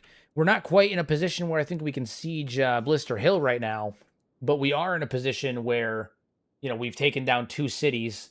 We've kidnapped 2 High Inquisitors, and, you know, things are going well. Downside is we cannot rest right now, which is annoying. This is my least favorite feature. The fact that you can't sleep in an enemy faction's beds if you attack them. But it's only for some factions like that. Like, it's not all of them, and that's why it's frustrating. Get on out, Seto. Well, she's currently crushed behind the cage. She'll be okay. It's fine. It's just a flesh wound. Just a flesh wound. She'll be okay. So what time is it? It is 11:30. So honestly, the siege of Blister Hill, I mean the siege of Bad Teeth and the siege of Stack are there. And have you defeated Holy Nation with Reactive World before? I won't spoil it. Not recently, no. No, I haven't used Reactive World for a number of years. That was nice. Just a gut punch. He just fucking stabbed him. Just stabbed him clean through. Just poked him right in the kidneys. That was good. Oh shit! Is there another wave of enemies? Don't go causing trouble. I think we're past that point, guys. I think we're past the whole don't go causing trouble point. Let's be honest here. Am I right in saying she hasn't proved herself? I mean, in fairness, she hasn't had the... you are correct, but in fairness, she also hasn't really had an actual opportunity to even try.